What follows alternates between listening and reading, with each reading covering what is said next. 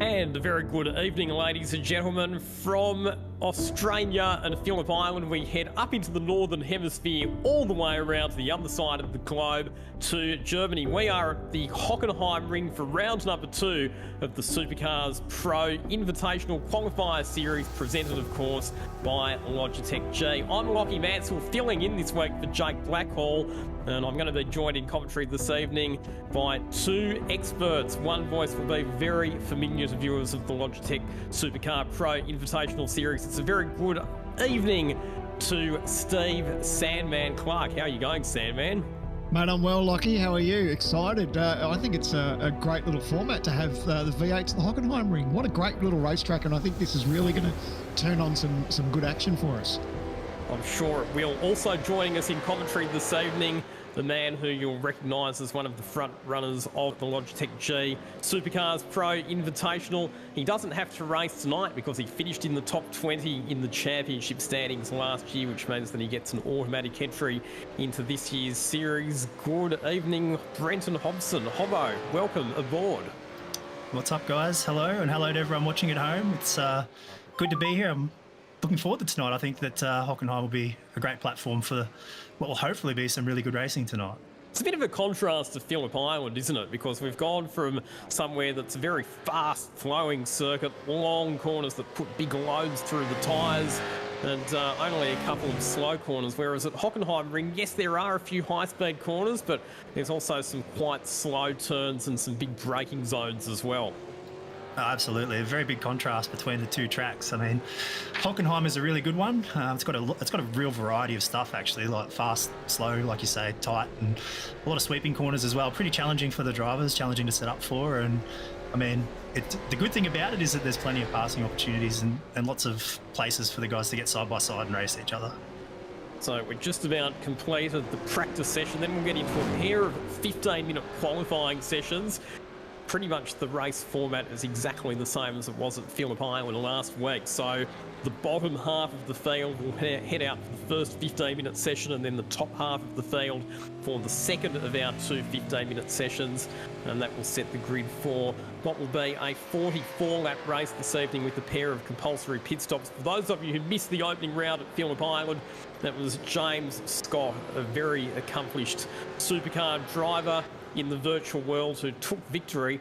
Had to work hard for it though, and in the end finished just half a second clear of Robert Gibbs in the Evolution Racing Team Mustang. Those 2 drivers had a fantastic battle in the closing stint of the race. We've got Andrew Dyson, the DPR Simrigs driver, in 3rd position on the points table after round 1 at Phillip Island. But Sandman, it's really just about making sure that you finish consistently in the 4 rounds that make up this qualifying series to make sure that you're inside the top 20, because it'll be the top 20 drivers in the points who then progress through to the real deal, the main game, the Pro Invitational Series.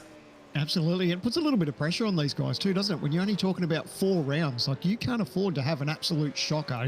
If you had a garbage round at round number 1 at Phillip Island, you really need to bring your A game for round 2, because you don't have much of the time to turn that championship around. So we saw some drivers that were up the front and got into a little bit of carnage, and they had sort of a difficult Phillip Island, and there's some people that probably didn't run as well as they would have liked too. So now it's all the emphasis on them is about absolutely trying to make the most of tonight, get up the front and get as many points as you can, because 4 rounds isn't long. Exactly right. And speaking of a couple of those drivers who had shockers at Phillip Island, 2 names that spring to mind: Kurt Stenberg and Brian Borg. They're both very fast. We know that they're capable of finishing well inside the top 5 in this series, but both of them got caught up in incidents. We saw in particular Kurt Stenberg getting turfed off the road on the exit of turn 4 at Phillip Island, and he is a lowly 32nd in the points, with Brian Borg 1 spot behind in 33rd position. So the pressure's on both those drivers. They need to get big bundles of points out of the remaining 3 rounds on the calendar to make sure that they finish inside that top 20.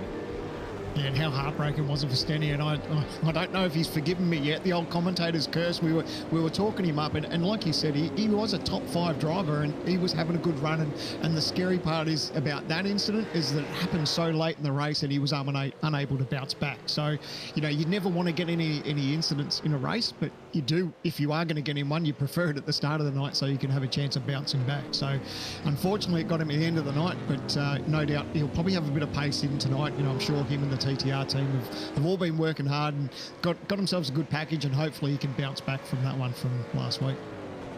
Although you've obviously done a lot of laps on all of the circuits on iRacing in supercars, what's the key to going quickly around the Hockenheim ring?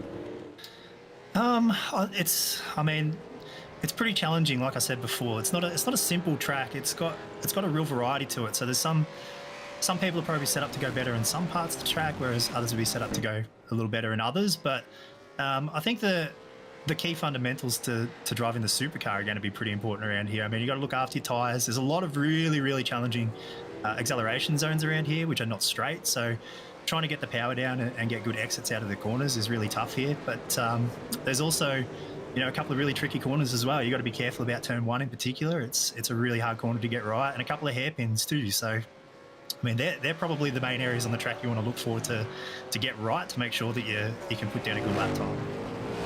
So I've got the first segment of qualifying underway at the moment for the slower 50% of the field. What we saw at Phillip Island is that you really only get one bite at the cherry because the tyres are only at their optimum performance for one flying lap, and then they fall away a bit. So I think what we'll probably see is the drivers going for 2, maybe 3 runs if they're lucky. That the no escape rule is in effect. So you can't finish your lap, hit the escape button and quickly head back to the pits that way. You have to do a slow down lap after you finished your flying lap. So when you plan out how you approach this session, you do have to take into consideration your out lap, your flying lap, and then your cool down lap back to the pits.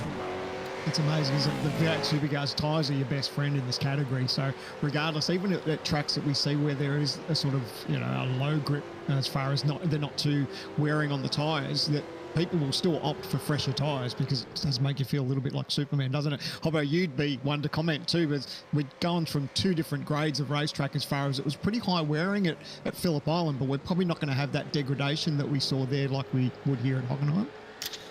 Yeah, probably not quite the same. They're very different, like you say. The long sweeping corners at Phillip Island will just tear your tyres up. But approaching a qualifying session like this, it's really hard. Like Lockie sort of touched on it. You've got an outlap, and you have to go really slow, because if you do lean on the tyres on the outlap, you're giving up some of your performance on your flyer. So you see the slow outlaps, you have to do that to be able to get the maximum out of it on your flying lap. And then of course your in lap as well. So you're going to be pressing on your in lap. So the real trick to this, and it's high pressure, you don't have a lot of time. You do have to complete an in-lap and an out-lap before you can put in another flyer. And you've got to watch out for traffic too, because you're going to be going slow on your second out-lap, and you've got to watch out for guys that are off sequence. So it's a really stressful sort of situation in this qualifying session.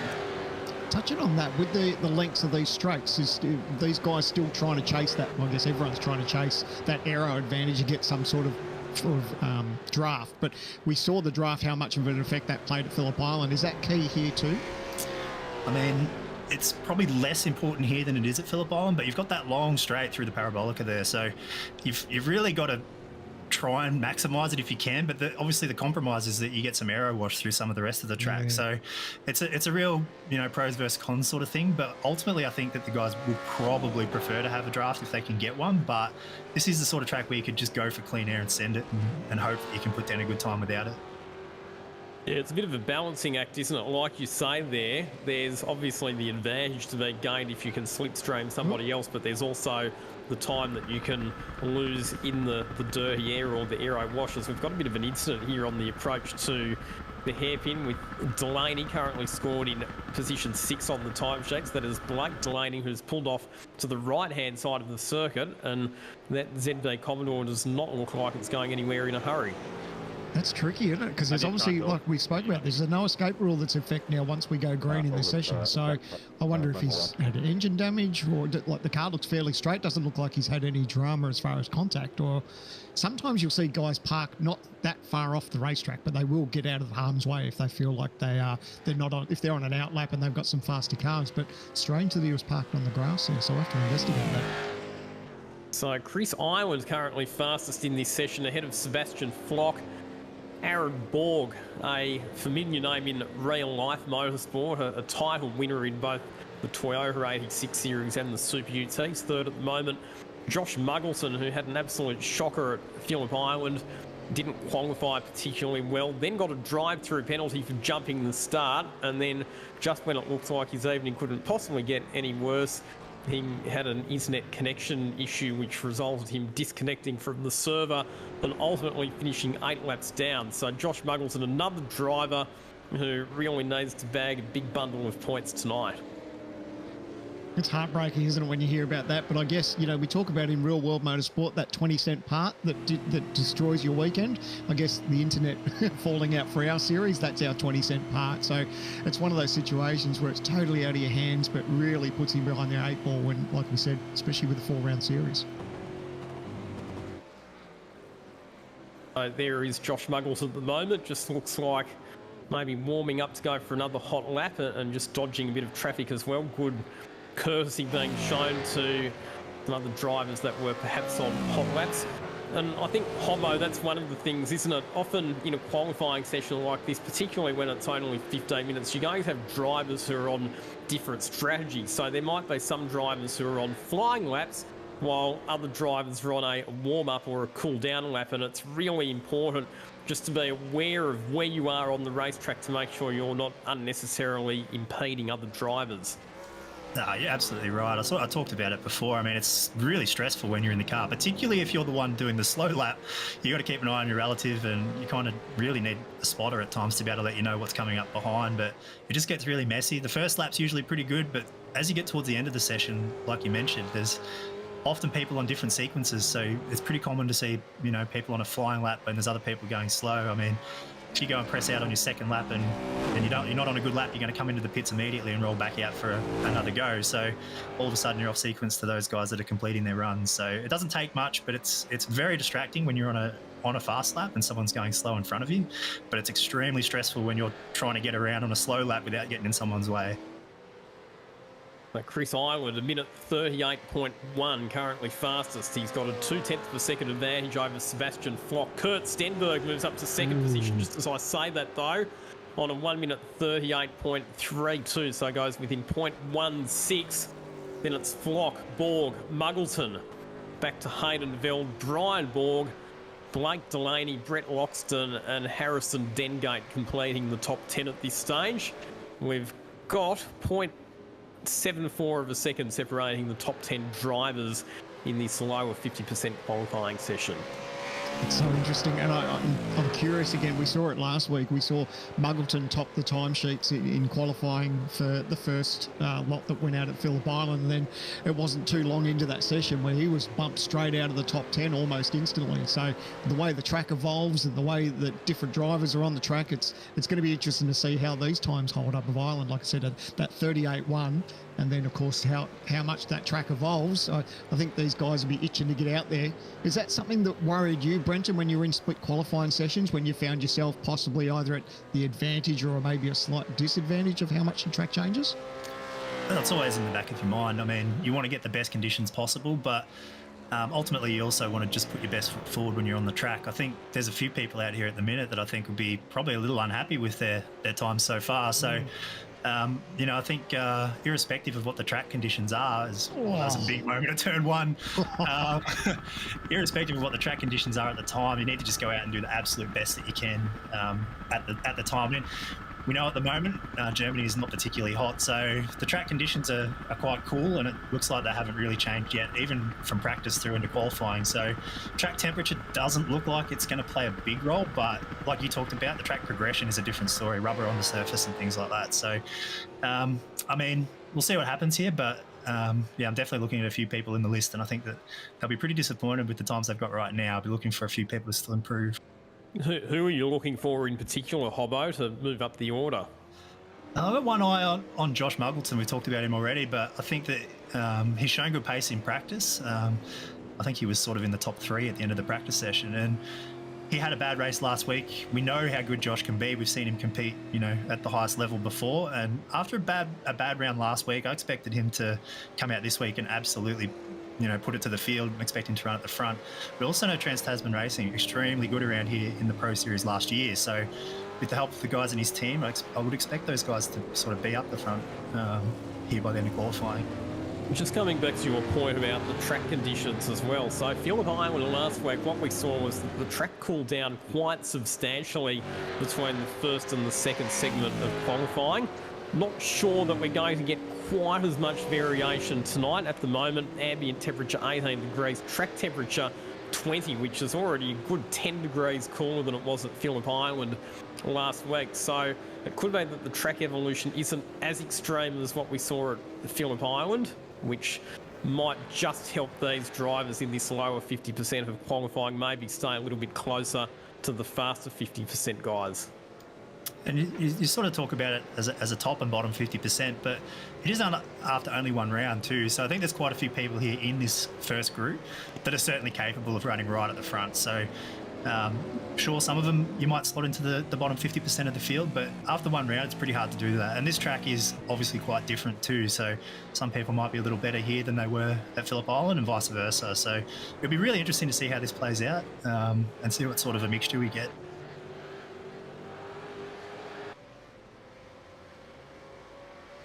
Just watching Dylan, he's just going to cross the line. Sure enough, he lit up the sectors. There was a purple sector 1, and then he's just gone straight to the top of the leaderboard. I think he was back in 19th or something. I thought I saw the number there. But yeah, that was a great lap, and now he's gone to P1, so he'd be absolutely stoked with that when we're only into a couple of minutes left of this session.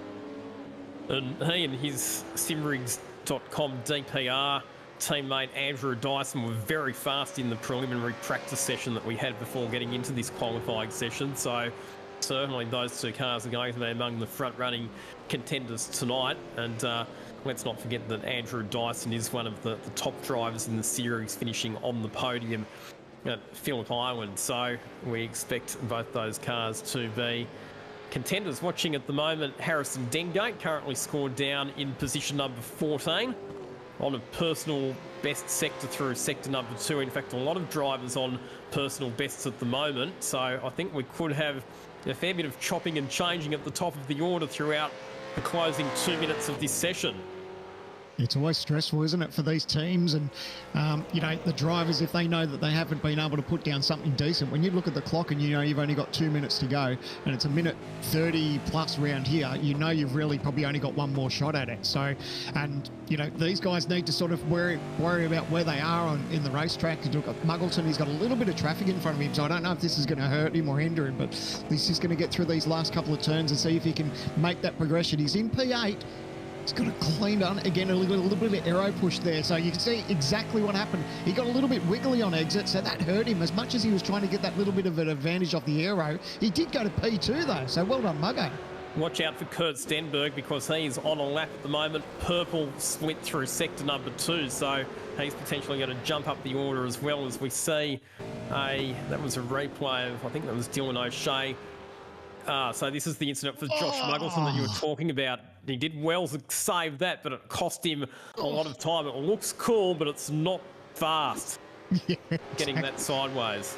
Exactly. I said that last week. I think it looks good on the slow-mos, but it looks terrible on the stopwatch. But imagine that, obviously he would have gone to the top of the toms with that car a little bit tidier on exit, but he'd be breathing a sigh of relief, that's for sure. And interestingly enough, Kurt Stenberg still down in 8th position. So despite that very rapid second sector that we saw, didn't continue on in the final sector. So still sits down in position 8 so far in this session. So 20 seconds to go now. The first lot of cars that are on track. Now, everyone, this is where they're panicking. If they haven't been able to put that lap down, then they know they're a little bit further in the grid than they'd like to be. It's only probably going to get worse from here because the next group are about to go out and then you're going to slide down the order a little bit more, and that makes your night so much more trickier. Oh, big wiggle off exit. Or maybe he's a little bit of showboating now. I think he felt the light was over, but he still managed to have P4 at the end of qualifying session. So that was a bit cool on exit, wasn't it, boys? So that was also Josh Muggleton coming into the pits. So his session is done. That's Hayden Harrison that we're watching at the moment. Car number 96. Personal best split through sector number 1. Not quite an improvement in sector number 2. Currently sits in position 12 on the timesheets. Hayden Harrison moves up into the top 10, so was able to find a bit of time in the final sector. You're finding now that there are. That's Loxton's head in the pit. So Sebastian Vardell jumps up to 3rd position in the dying stages of the session. So found a lot of time there on his final lap and goes within 300ths of a second of our provisional pole sitter, Dylan O'Shea. Pretty impressive times, isn't it? From the top 3, look how close it is. You know, absolutely nothing in it. It's one, light little tap of the brake less than the other car in front of you. Those splits, there's absolutely nothing in it. And then, if this was the final qualifying, it'd be a point where Muggleton, if his car was a little bit, tidier on exit, he would have had that pace anyway. But he'd be happy with that. I think all of them now, sort of, especially in the top 5 or 10, they're like right now, the times turn as far as watching this next session to see where they start for the big race. So Dylan O'Shea fastest to 1 minute 37.98. Josh Muggleton in 2nd position at 1 minute 38.01. Sebastian Vardell 3rd. Chris Ireland, who was on top early in the session, getting bumped back to position 4. And then it's Hayden Veld in 5th position. Back then to Brian Borg, Sebastian Flock, Aaron Borg in 8th position. Kurt Stenberg will not be happy to be down in 9th position, especially considering we have the top 50% still to run, and Hayden Harrison completing the top 10. Any surprises there, Brenton? I mean, you said you were trying to keep an eye on a few people, and you know yourself, you've been in a situation where you're in quali and things don't always go your way. There's some people will be kicking themselves, and some people will be happy with what they've been able to punch out. Yeah, I think the obvious one there is Stenny. We sort of talked about him, but very similar boat to Muggo from last week. I mean, they both had disappointing rounds by their standards and would have been looking to come out and put a stamp on it this week. And I think he'll be pretty unhappy with being in 9th. We'll see how that stacks up, obviously, once everyone else goes out and does their laps. But very impressive from Vardell. That was a good lap to get him up into the top 3. That was a good one, and he should be pretty happy with that. I'm very interested to see how they stack up to the second group. I mean, in practice, we did see, I think it's about 10 cars go into the 37 bracket. So you kind of expect a similar number or perhaps more out of qualifying. So, they're only the one here that managed to get down into that number. So whether or not they stand up, we'll soon find out. We've got the Logitech G Aston Martin Vantage safety car just doing an observational lap of the circuit. Michael Schreier is the safety car driver this evening. We had one appearance in the race for the safety car in the previous round at Phillip Island, and it came at a pretty interesting time in terms of race strategy because it came pretty much right in the window for the second round of pit stops, and there were a number of drivers who were able to pit under the safety car. There were some drivers who had already completed their second pit stops before the safety car came out, and it set us up for a cracking sprint to the line. Gentlemen, do you reckon we'll have any safety car appearances tonight? It's a bit like the $64 million question. Brenton, what would you think? Like, you guys as a team, you would probably take that in consideration as you prep for this week's race? You'd be silly not to, calculate accordingly for a safety car, especially around here. I think that the likelihood around this track is probably definitely higher than Phillip Island, I would say. The proximity of the walls around here, much closer, and the technical nature of the track by comparison. I think the obvious ones is there's a couple of hairpins around here, particularly on lap 1. Be pretty hot spots to keep an eye out for. And I mean, a safety car, I would say a very, very good chance that you'll see one. And yeah, you absolutely need to factor that in, particularly late in the race. Safety cars, they're the ones that you really got to think about because they have a pretty big bearing on how the race plays out towards the end. One at the start, probably less so, but definitely if you get a late race safety car, that makes a big difference. And without giving away too much of your team insight, when do we think possibly that drivers will be thinking about pit stops? Because obviously they've got to take that in consideration, and then their fuel management, their tyre wear. as a team, like I said, you don't want to give away your secrets, but any sort of idea of when these teams might be starting to think about pitting? I haven't really been speaking to the guys actually, so I don't know what they've got planned. But I mean, I can speak from my own personal experience and what I'd be probably looking to do. And I mean, if you were to get a very early safety car, you'd certainly take the opportunity to jump on that, I think, and clear a CPS. You also need to be looking, from the end of the race backwards. So you look at your range on your fuel tank, which is somewhere in the range of 29 to 30 laps. You want to make sure that if a safety car comes out around then, that you can make that final stop and drive to the end. You don't want to have to serve another pit stop after a safety car when you can make it to the end from there. So it's a couple of factors that you probably really want to look out for. But I mean, you'd be reactive as far as safety cars go. Other than that, I mean, you probably look at an even wear tyre strategy for your pit stops, and then maybe depend a little bit, again, reactive on where you are on track, what's happening around you, that sort of stuff. You sort of got to be clever and think about it on the fly. So the even wear tyre strategy is basically to pit on lap 15 and lap 30 and divide the race up into thirds with 2 15-lap stints and 1 14-lap stint. But we were talking about fuel range before, and we think that you can get about 29 laps out of a tank of fuel, which means that theoretically you could do both of your compulsory pit stops before lap 15 and make it home on fuel from that point. Now, obviously that's not the optimum strategy in terms of tyres, but if we get early safety cars, then people might be prepared to roll the dice, particularly if you're a bit further down the order. So you can pit as early as lap 1 for your first pit stop if you're that way inclined. And again, if you're buried in the field and maybe stuck in a bit of traffic, you might think about running that sort of alternate strategy just to try and get yourself a bit of clear air and a bit of track position. Yeah, absolutely right. I mean, like I said, you don't want to end up in a position where late in the race you've got to do a green flag stop and others don't. So as far as safety car goes, you're definitely pitting if there's an early safety car. But to throw the curveball in there, if you do get a safety car around that critical lap and you pit, clear your CPS, but then there's another safety car a bit later in the race, you've got no... you've got to make a big decision. Do you come down and take a third stop to get the tyres, or do you run on an old tyre against some other guys that might come in and pit? So it's a really tricky one. It's always nice to say you might think you know what you're doing and you might get it right. But, I mean, ultimately, the beauty of motor racing is that a lot of it's up to chance. So we'll see how it plays out. But, yeah, there's a few ways that it could go for sure.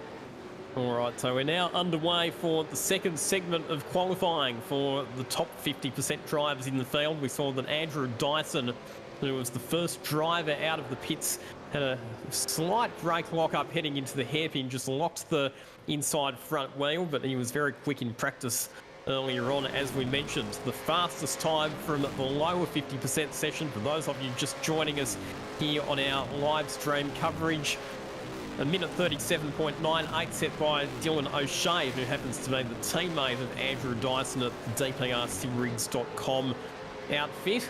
Other drivers to watch out for in the field, look out for Adam Briggs. We know he's a consistent front runner. Dylan Rudd, who was in the lead pack at Phillip Island last week, as was Rick Kuznetsov, and also Robert Gibbs, who was one of the stars of the race at Phillip Island. As we see that Andrew Dyson moves up to position number 13 on his first flying lap. Greyhound Leonage up to 5th. Dylan Rudd goes second. Robert Gibbs slots into position 7. At this stage, nobody is faster than Dylan O'Shea, our fastest driver from qualifying segment number 1. No one's faster, but look at the time. Exactly. Pretty impressive, isn't it? They've matched each other to the thousandth, so depending on what timing screen you look at will determine who's got the edge there, but we'll see how that one shakes out. But that's very impressive to see 2 times exactly the same straight off the bat. I haven't had any luxury this week to do any laps around this racetrack, so I'm interested about how much racetrack they can get away with using an exit, because there's a lot of cars running wide, and of course one of your fears is getting that off-track penalty when you're on such a restraint for time. Well, that's exactly right, and there is a few spots where you just cannot get away with even a millimetre. So that's part of what makes these guys good, is that they can spend the time to really figure out where they can exploit the track limits, because you need to know that to be able to maximise a lap time. But of course, you're always right on the edge of exceeding those, and if you do step over in a couple of spots in particular, that you're going to nullify your lap straight away, and you can't afford to do it in a rapid fire session like this. And this track, it really does invite drivers to explore the track limits, doesn't it? Because it's got wide curves, it's got those big concrete painted extensions on the side of the road. So it's a place where you can explore the track limits without there being huge consequences in terms of damage to your car. That's exactly right. I mean, one of the perfect examples on this track is that the last two corners on the track is sort of a double right-hander, but if you even step over the white line there, you'll pick up an off-track. But the exit of turn one, you can sort of go four wheels over the exit onto the exit curb and not trigger an off-track. So you sort of got to learn the intricacies of it as a driver and understand where you can get away with it. This is a big mess right here. Like I talked about before, people trying to clear a slow lap before hitting a flyer. So, but yeah, you need to learn, you know, the inside curb here that we're seeing is one of the places you can take a lot, but right here, right there between the two right-handers, you can't really exceed track limits there at all.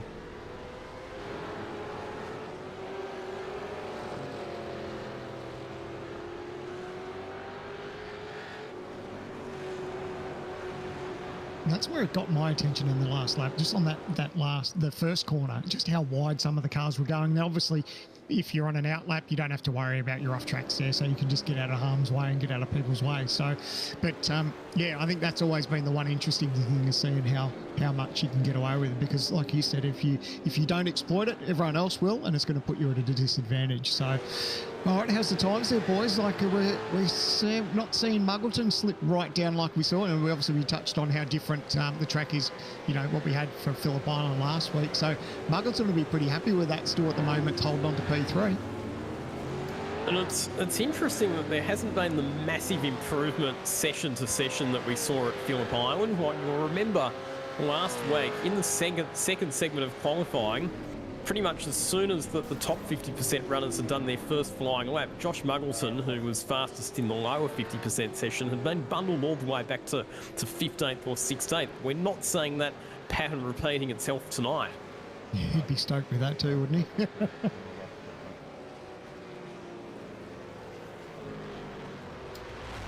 Just noticing that Kenneth Ladder's had a big moment.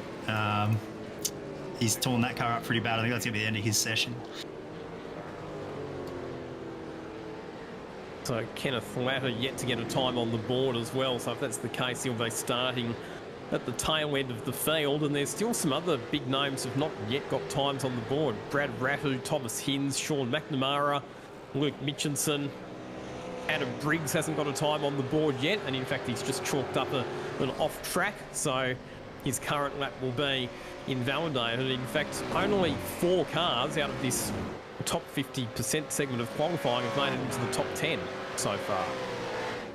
We touched on this a little bit last week, where it's important as a team and as a driver that you get a banker down. Like, the first thing you want to do is just basically get a time down and then improve it, especially in such a short session like 15 minutes. You know, get a time that's there or thereabouts just to get you in the show, and then work on improving it, because no doubt that's something that's huge that plays on their minds, especially when we're only talking like a quick 15-minute session.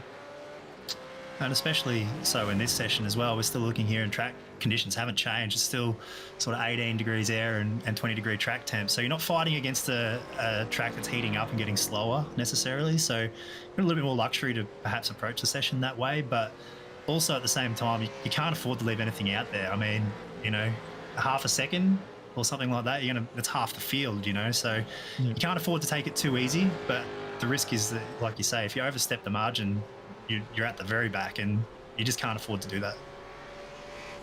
And Rehan Leonage now goes to the top at 1 minute 37.8. So finally displaces Dylan O'Shea in car number 79, the Pursuit Sim Racing entry.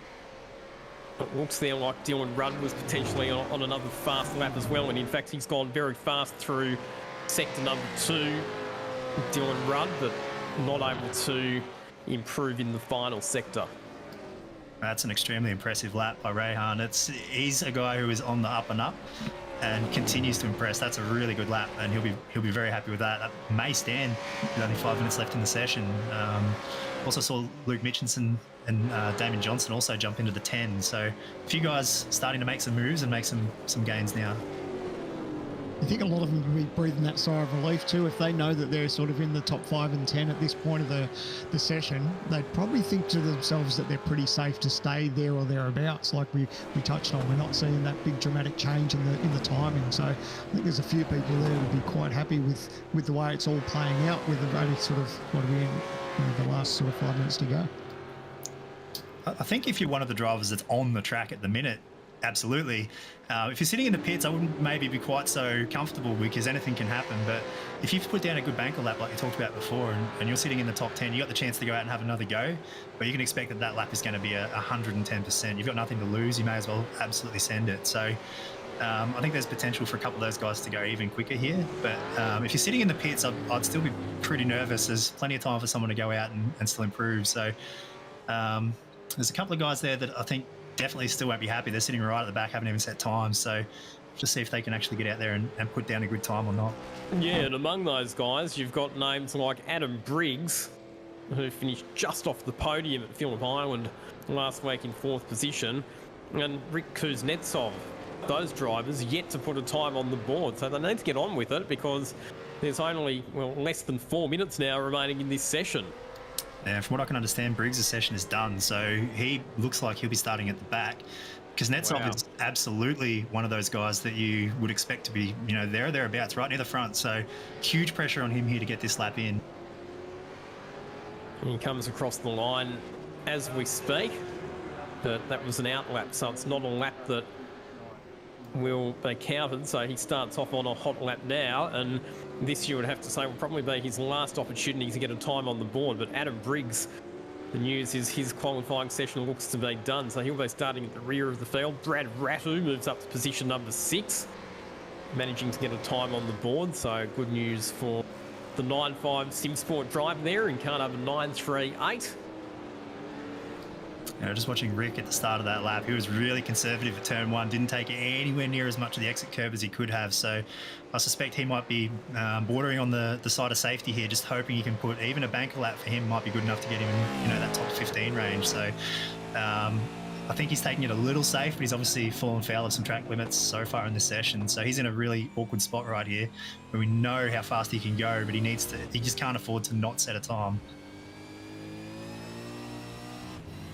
It's crazy, isn't it, when you think about, sorry, Lockie, but when these drivers are under pressure, it doesn't take much to ruin a lap. Like, it could be just, you might get caught up by some traffic. You might just run just a tiny bit wide and then get yourself an off track, and then that cancels those laps. And then, of course, depending on how much tyre life you've taken out, whether you're halfway through the lap, you might just abort and head straight back to the pits, or you might have to go around and go again. And before you know it, the clock's against you. So it starts to be a little bit stressful, but hopefully Rick, as he comes out of this last turn, can put something decent down as we wait for the times to tick over.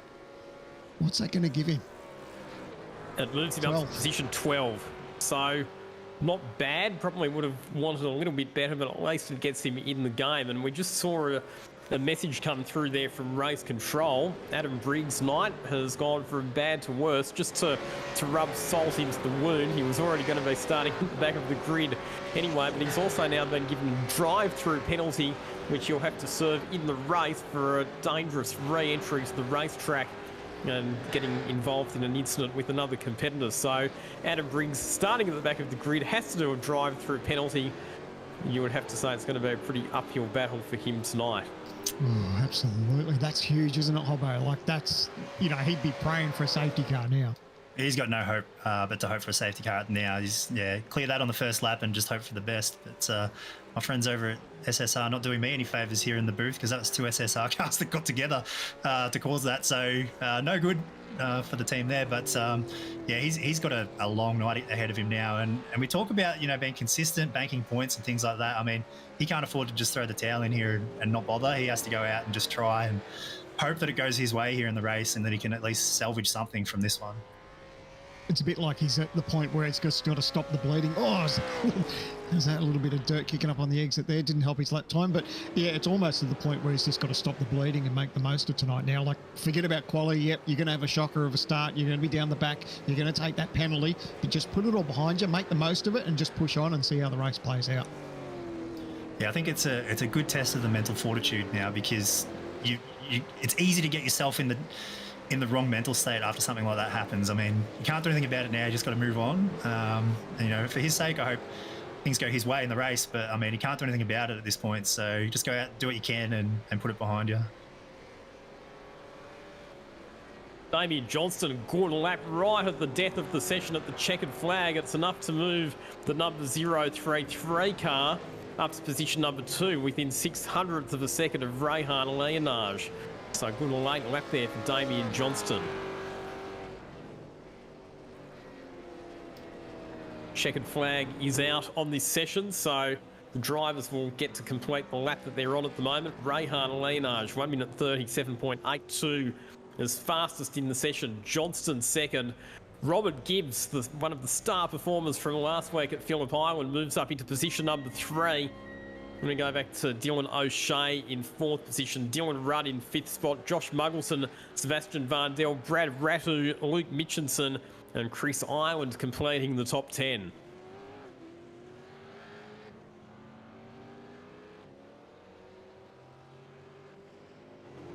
So boys, overall thoughts on that qualifying session? It's a bit of a mixed up grid, isn't it, compared to what we had at Phillip Island last week?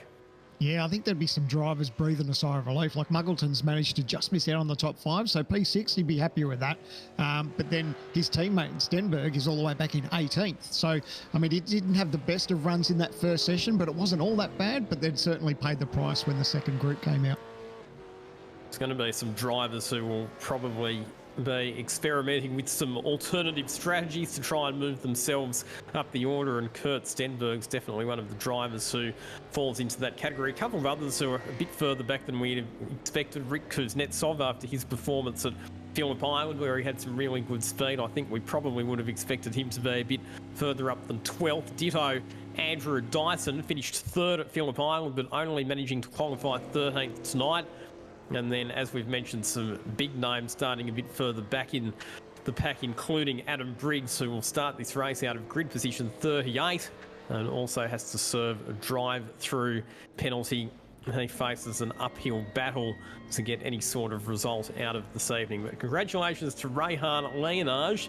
He is your pole sitter for round number 2 of the Logitech G Supercar Pro Invitational Qualifying Series here at Hockenheim.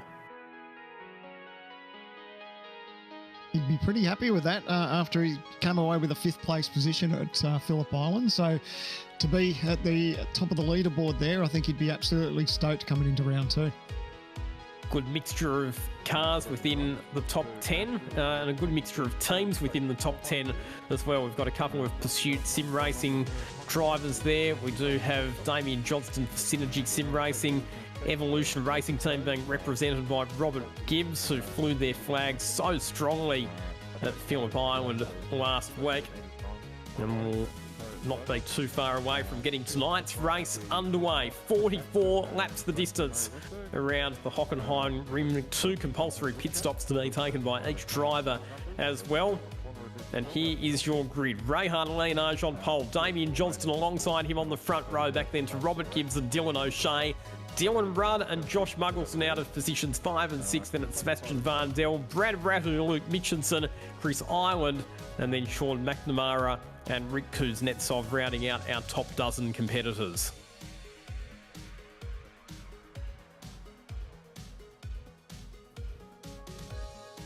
How are the nerves now, you reckon, Brenton, as all these guys start to grid up and get ready for this race? A 4-round series, and after tonight, that's the halfway mark of this championship that only started last week. Yeah, you're right. It's sitting on the grid is the worst time because you got time to think about how all the things you can get wrong. But yeah, it's, you know, like you say, it's important to capitalise on a decent start here. If you're up near the front, they're not the easiest cars to get off the line. These guys have all done it plenty of times now, but it is very, very easy to get it wrong. You want to keep an eye out for guys getting big wheel spin and going nowhere here at the start. I mean, it's a pretty big stage for some of these guys, and the nerves will certainly be up. Be interesting to see, you know, who can move forward from deep in the field. But I'm really impressed with Rehan on the pole. That's a great lap, and a lot of pressure on young shoulders here for him, you know, to lead off the front here and get a good start and try and get away cleanly. I think that's one thing we touched on last week, is that, yes, it's a 4-round series to get into the championship, but having that pressure on these guys, that will serve them well in the championship throughout the year. So if you're able to progress, it's not going to be an easy target. So that pressure in this series is going to really benefit them throughout the year. Absolutely. Yeah. You need to be able to do that. You need to be able to, not make mistakes when the pressure's on. So all set for a race start here at the Hockenheim Ring. We are in the hands of the stars. This is round 2 of the Logitech G Supercar Pro Invitational Qualifying Series. What is going to fall our way tonight? How are the different strategies going to play out? Can some of the drivers that had tough rounds at Phillip Island last week recover, put some points in the bank, and launch themselves into the coveted top 20 tonight? That's the position that you'll have to be in at the end of the 4 rounds, inside the top 20 in the points to buy yourself a ticket to competing in the 2023 Logitech G Supercars Pro Invitational. Lights out and away we go. Beautiful start from Leonardo. Not such a good start off the front row from Robert Gibbs. And look at the way that Leonardo already has through turn number 1. It's put well clear of the field. So we see a couple of cars running wide at turn 1. Yeah, that was Muggleton involved. I don't know if there was a little bit of door handle stuff, but it gets real tight through here. These guys will definitely be holding their breath. There's some cars with some good battle damage. We're only into turn 2. And if you think that it's been chaos in turns 1 and 2, wait until you see what happens when they get down to the hairpin. It's a big braking zone. All of the cars tightly bunched together on this opening lap. It's an opportunity to make up positions if you're close to the car in front. Our top 6 or 7 runners all get through cleanly, but you can see that there's people going for big sends down the inside into the hairpin. Do they all get through cleanly? Oh, no, there was some carnage back there. I think I saw a little bit of smoke. Yep, there's a car facing around the wrong way. It's a hornet's nest back there, and when they're coming into such a hard braking zone and you've got all those cars banched up, it is a recipe for disaster. Brett Loxton was one of the cars that was involved back there. I'm not surprised that they didn't all get through there cleanly. It is just such a big stop there from quite a high top speed that you are running at down into the hairpin, and they're running 2 and 3 wide on the braking approach. Leonardo is your race leader. He got a really, really good start and pulled clear of his main opponents, but throughout the rest of the lap, his rivals have been able to make up some time. Gibbs has closed to within 0.4 of a second, and we've got Dylan Rudd up to position number 3. Mate, this is a great camera angle. This really gives a good indication of how this field is already spread out after 1 lap. Have a look at them. They're all single file. There's a little bit of carnage throughout that lap, so it has really spread out this field. Big loser on the opening lap, 2 of them. Damien Johnston got an absolute shocker of a start and has fallen all the way back to 17th position after starting on the front row of the grid. And Josh Muggleton has fallen back 5 positions as well. We saw that he was involved in a bit of drama at turn 1. So a couple of drivers who started inside the top 10 falling back outside of the top 10 after our first completed lap. It was a disaster for Muggo. He was involved with Johnston at turn 1 after the bad start from Damien off the launch, and he got pushed wide at turn 1, actually had to serve a slowdown as well. So lap 1 slowdowns are a nightmare, and unfortunately for him, that's what he's had to do. So he's dropping right back down, and hopefully he can find his feet here and move back forwards. Under all sorts of pressure from Dyson at the moment. Dyson was just about alongside him as they headed into the hairpin, and just ahead of those 2 drivers, that was Kuznetsov looking up the inside of Mitchinson. That's the contest for 9th and 10th position as we ride on board with Andrew Dyson. The simrigs.com DPR entry putting the pressure on Josh Muggleton on lap 2. Yeah, I was just thinking in Muggo's spot, he's like, he hasn't had the best of starts. Now he's got a little bit of traffic, so what he just needs to do is just get himself settled down, not worry about what's happened at the start. He's a good driver. We know what sort of pace he's got on board, and just start thinking about how he's going to go about picking them off one car at a time. But, look at the understeer as we go on visor cam there with Dyson. But just you can see how much these cars struggle a little bit when they've got that aero push. Other interesting thing I've noticed is that Adam Briggs does not yet seem to have served that drive-through penalty. He's actually moved up to position number 30 after the first couple of laps. So you would think that Adam Briggs would want to serve his drive-through, as he does now do that at the end of lap number 2. So Adam Briggs touring the pit lane. He'll fall right at the back of the pack. And as you've pointed out, will be relying on a safety car to get himself back into the game from here. Now we've got to change of position. So Gibbs up in front now as our race leader on lap number 3. But yeah, ideally you want to get that out of the way. He would be absolutely praying for a safety car now. So he knows that the rest of the night is really much reliant on that, because there's no way if this thing goes green that he's going to be able to bounce back to a decent position. It's a good move there from Gibbs to relieve Leonage of the race lead, and he'll now put his head down and try and pull clear of the rest of the field. Leonage coming under pressure from Rudd. Pretty tight contest. There's cars back there, looks like at the hairpin. There's someone pointing around the wrong direction, so there's been drama back there. That's Loxton. So, man, oh man, here we are, lap number 3. It's really easy, though, to lock a brake. Probably, Brenton, you'd know with doing laps around here, that if you're under the pump and you're having a red-hot go, if you just pinch a tyre, sometimes it's so easy just to lock a brake and tag the competitor in front of you. No, it's very easy to do, and because you're driving right on the limit, I mean, a tiny little mistake like that, a pinch brake, and you're off. Like, there's just no stopping it and saving it from that point. And, you know, being a hairpin, if there's anyone in front of you, they're just, you know, innocent victims at that point.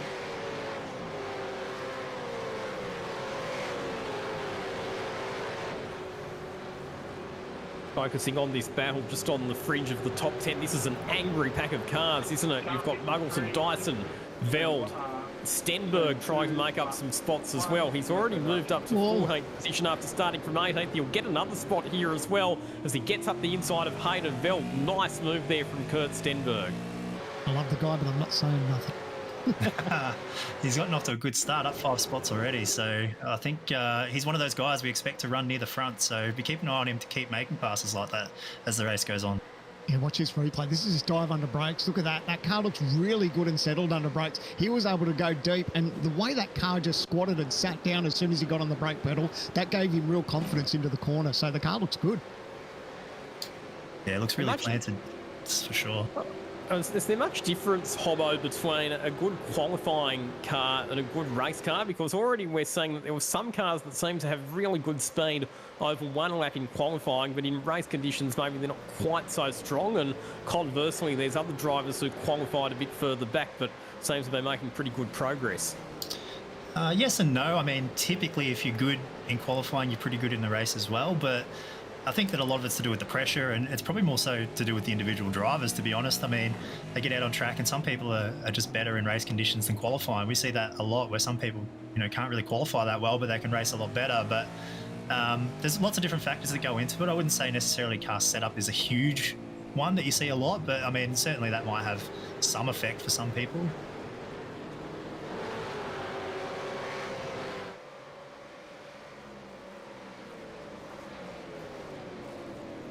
We're a little bit surprised that Gibbs is starting to open up that gap. I think he's enjoying the fresh air that he's got, because it looks like now he's starting to open up that margin to almost a second. So he's actually looking quite comfortable, and it's a good feeling too when you know you've got a little bit of pace on board and you look in your rearview mirror and you're starting to leave those competitors behind a little bit. That's sort of a little feather in his cap. He'd be pretty happy with that. We know it's still early stages, but it's a good feeling as a driver. Yeah, that's exactly right. And, you know, you can see that the pack's starting to fragment just a little bit in a few different spots. He's got a nice little gap there over Rayhan in second. And as you look further back, I mean, on the last lap, Sean McNamara was the quickest of all these guys, but there's a bit of a gap forming behind him. So if you can start to build a gap and break up the pack behind you, I mean, it gives you so much more flexibility with your pit stops and takes a lot of the pressure off too, where, you know, if you make a little mistake, you're not going to lose, you know, 10 spots or something. So for him, the pressure will come off the longer into the run he goes if he can keep on sort of pulling that gap out. Oh, how's this pack of cars? Oh, they're all going side by side. Oh, that was Stenny. That was almost, he got shoved wide. He didn't go off into the gravel, so thankfully. Oh, but the big dive. We've already seen strong braking performances from Stenny already, but man, that was good. He's going to get these. Oh, he's got one more position back, and side by side it again through the S's. This is tricky, and we spoke about how tricky it is when you get too wide off here and get an off track. Wow, it's still side by side on the exit of the final corner as well. Josh Muggleson, the other big loser out of that sequence of corners, because he got passed by Andrew Dyson and then just hung out to dry, and somehow Kurt Stenberg has managed to pull that off. He's gained 3 positions in the last third of that lap. Not over yet for Josh Muggleson either, because he is running side by side with Luke Mitchinson on the run down into turn number 10, and behind him there's a battle as well. That's Hayden Veld and Sebastian Flock getting stuck into it. So this big gaggle of cars fighting ferociously for track position just outside the top 10. Stenny Singh looks really good on brakes too, so I think he'll be happy now that he'll be looking, that he looks in his rearview mirror and that he sees his teammate there. But now we see car 35 has got a 15-second penalty, so that's again, contact. We're seeing contact too on the racetrack. That was just looked like people just trying to shuffle for position into the hairpin. So the message there from race control was it's a penalty for car 033, which is Damien Johnston. So we saw that he got a terrible start, heaps of wheel spin off the line, and then contact with Josh Muggleton. So the officials have intervened and they've decided that it was Damien Johnston who was at fault for that collision, and he'll cop a penalty. So his night goes from bad to worse. Just going back to that last lap, these guys going side by side through the right-hander heading into the arena section here. That's just really brave stuff. That is one of the hardest corners on the track. It's almost off camber towards the exit of the corner, and it's very, very easy to run not only wide of the white line, but up on and over the curb and even beyond the AstroTurf into the gravel out there. So for those guys to go side by side, it's very, very brave stuff, and to get through there the way they did was actually very impressive.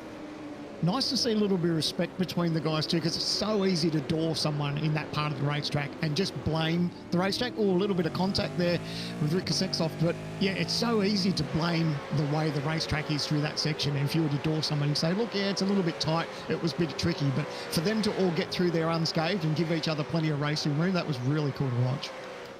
Exactly right. And the further extension of that too is like you can't afford a penalty, so you don't want to shove someone off and risk getting a slap on the wrist from the stewards. But even beyond that too, like a little bit of door-to-door contact seems fairly harmless, but if you start to tear up the side of the car, especially with this model of the supercar on iRacing, it does tend to hurt the car's performance. The side damage on these will really hurt you on a straight line. So you don't want to be making contact where you don't need to. Like, it's just, you want to try and keep as clean as you can. And you've also got to race these guys for another couple of rounds at least, and potentially into the Pro Series. You don't want to make any enemies out there either. Yeah, that's right. I was looking at Mitchison, who's in 15th, just a couple of spaces up, and you can see how much battle damage he's got. It's scarred up the left-hand side. So exactly what you were saying, you don't want to see it. As we go to a helicopter cam, it's the wrong side. But yeah, you'll see, look how much battle damage he's got, and it's only lap 7 of 44. Yeah, it's a long race to drive around with a damaged car. I mean, he's in a bit of an awkward spot. He was just in front of that real angry pack, and they all sort of ganged up on him a little bit there, and he got wide a couple of times, had a bit of a moment,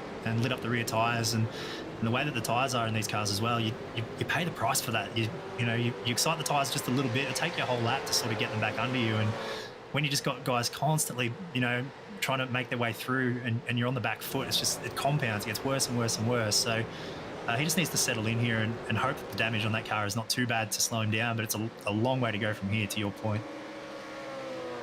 Starting to see some pit strategies playing out as well. That was Sebastian Flock coming down at pit lane to take the first of his 2 compulsory pit stops. We've got Thomas Freeman coming into the pits as well. So a few drivers starting to get out of traffic as Dylan Rudd gets up the inside of Rehan Leonage at the hairpin, just managed to get it stopped, gets the move done, through up into second position.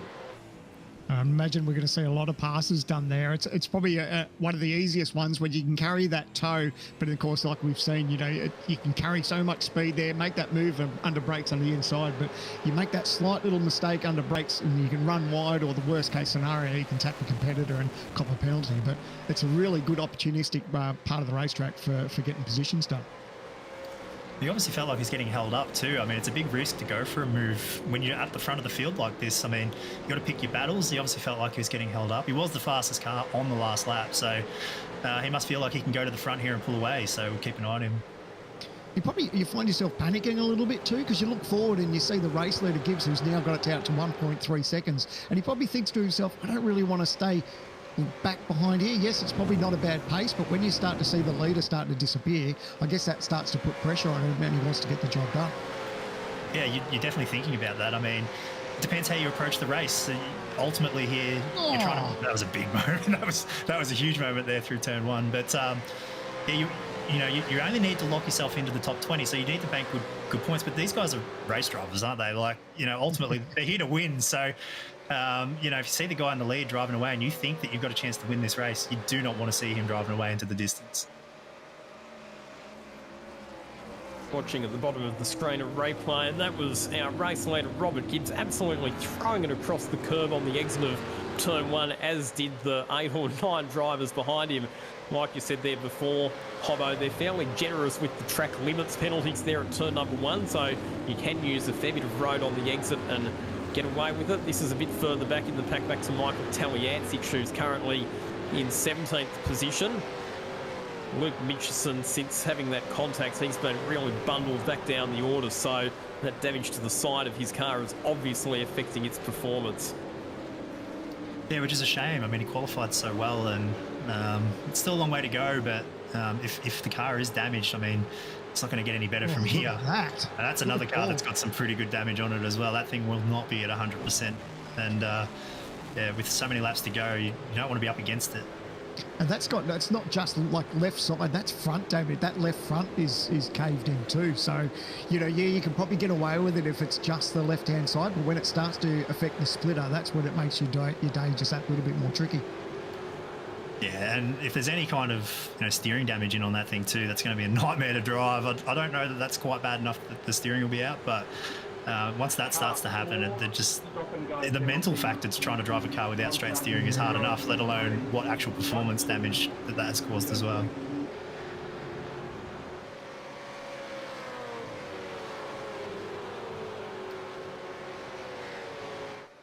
The battle up here with Gibbs, we said before it was 1.8 seconds. Now Rudd's closed that down to just almost half a second now. So looks like the guys behind him now are thinking, right, we're probably getting close to thinking about pit stops. We roughly broke it down that if it was going to be a 2-stop strategy, if you did it in an even race, you'd probably go to about 15 and then 30. But obviously these things will change on the fly. But perhaps Rudd's just like, well, I've got a little bit of pace. We'll probably know that we're close to pit stops. If he's got a little bit of tyre in his back pocket, it's probably best time to use it up now.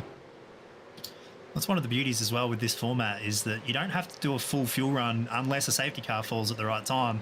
So you can afford to probably use up a little bit of your tyres if you want. You don't have to do full fuel runs here. So, I mean, these guys will be able to go out and attack if that's how they're going to approach the race with the strategy. Rudd is definitely pushing at the moment, no question about that, and he's made up a lot of time on the last lap on Robert Gibbs, so he got past Leonage, and Rudd now putting the hammer down and closing in on our race leader Robert Gibbs. Being interesting to compare their lap times as they come through to complete lap number 10. Yeah, I did notice that. I think that the Gibbs may have had a bit of a moment on that last lap. He certainly lost a fair bit of ground there in one lap, and yeah, when you look at the lap times for it, particularly the guys behind made big gains on him. So don't know if that was a little error or if his tyres might be going away or something else, but we know how fast he can be, but then again we know that Dylan's also very, very rapid. So interesting to see here if he can get up there and actually make a pass, or if he's going to attack, or if he's just going to sit behind until the pit stops. How tricky is it, Brenton, from a race driver's point of view when you're leading and you've got someone that's just sort of getting a little bit larger in the rear view mirror, that you're starting to get that pressure from behind? How hard is it to block that out? It's difficult to keep your eyes forward, that's for sure. It does have an effect, but I mean, you get a pretty good idea. It's worse if you know that your car's going away. Like if you can feel like you're losing time because your car's not so good, then it's a lot worse. But it's something that you got to sort of learn to deal with, especially if you want to run at the front. You got to be able to block that out as best you can, and particularly here as well. Like it's early, you don't need to fight too hard as well. So it's once you start seeing them fill up the mirrors and moving out and approaching the braking zones, and you start second guessing whether or not they're actually going to have a move or a dive on you at some point. That's when it starts to get a lot harder to keep your focus and eyes forward.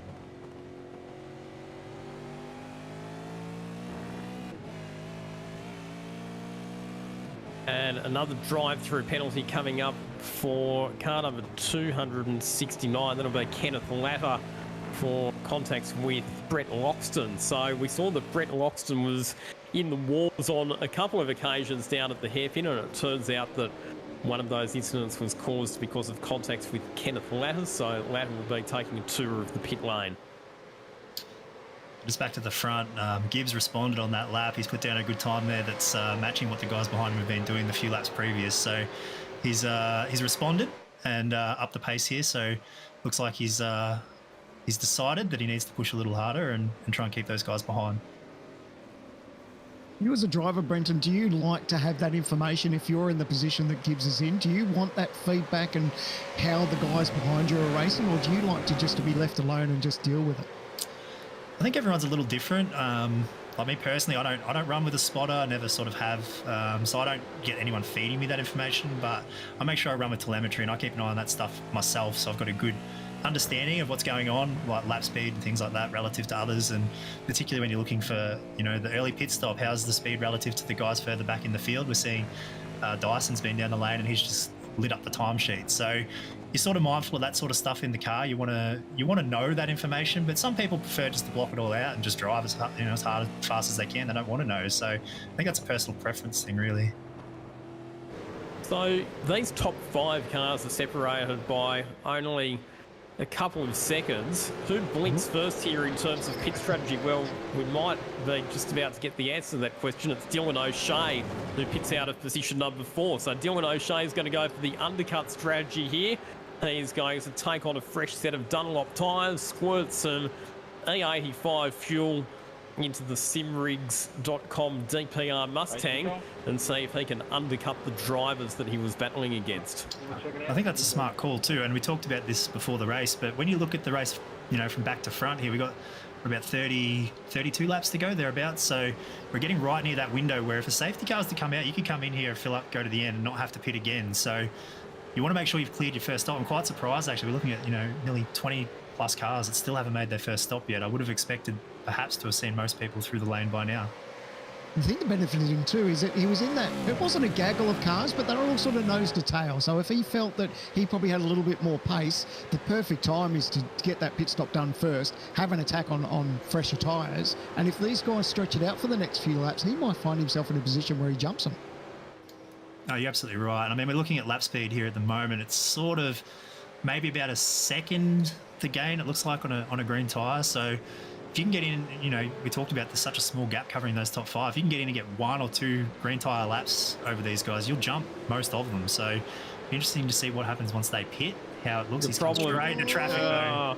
Yeah, that's the problem for Dylan O'Shea. He's come out in traffic and that is going to compromise his outlap and severely, you would have to say, take away from his chances of undercutting those drivers that he was battling against. So yes, he's got the advantage of fresh tyres, but he's also got the disadvantage of being stuck in traffic, as we see our top 3 drivers, 3 out of the top 4 drivers, I should say, have all elected to respond. So Rehan Leonage is in, Dylan Rudd is in, and Brad Ratu is in as well. Robert Gibbs, well, he's leading. He's got clear track and he's decided to keep going. He's not having to battle against anybody else at the moment. He's got plenty of space to keep punching out fast and consistent laps, so he figures that his best option right now is just to stay on the racetrack. Absolutely. If it stays green, that's probably the right call, but if you get a safety car here, he's going to be compromised. So, it's a tough one, because if he comes in, he's going to come out in traffic by the look of it. So it's a hard call to make. And that may be what he may be getting feedback from the team, I'm not sure, but he might be thinking if those guys are rejoining and they're in traffic, it might be his chance to just pull away a little bit. But exactly right. It's catch-22, whether you stay out there and make that little bit of position, but you don't want that safety car. Interesting to compare the pit stop times for those cars that just came down pit lane. The fastest of them, Rehan Leonage, 11.2 seconds, so he took on a relatively light fuel load. 13.6 seconds for Dylan O'Shea, 19.5 seconds for Dylan Rudd. So Rudd has taken on more fuel compared to those cars that he was battling against. Yeah, so that sounds like the guys in the teams and in the ears are paying attention to what's going on. They've short-fueled themselves there to hopefully keep themselves out of traffic by the look of that. So smart call, I think, and I think that's probably the best way to approach it right here.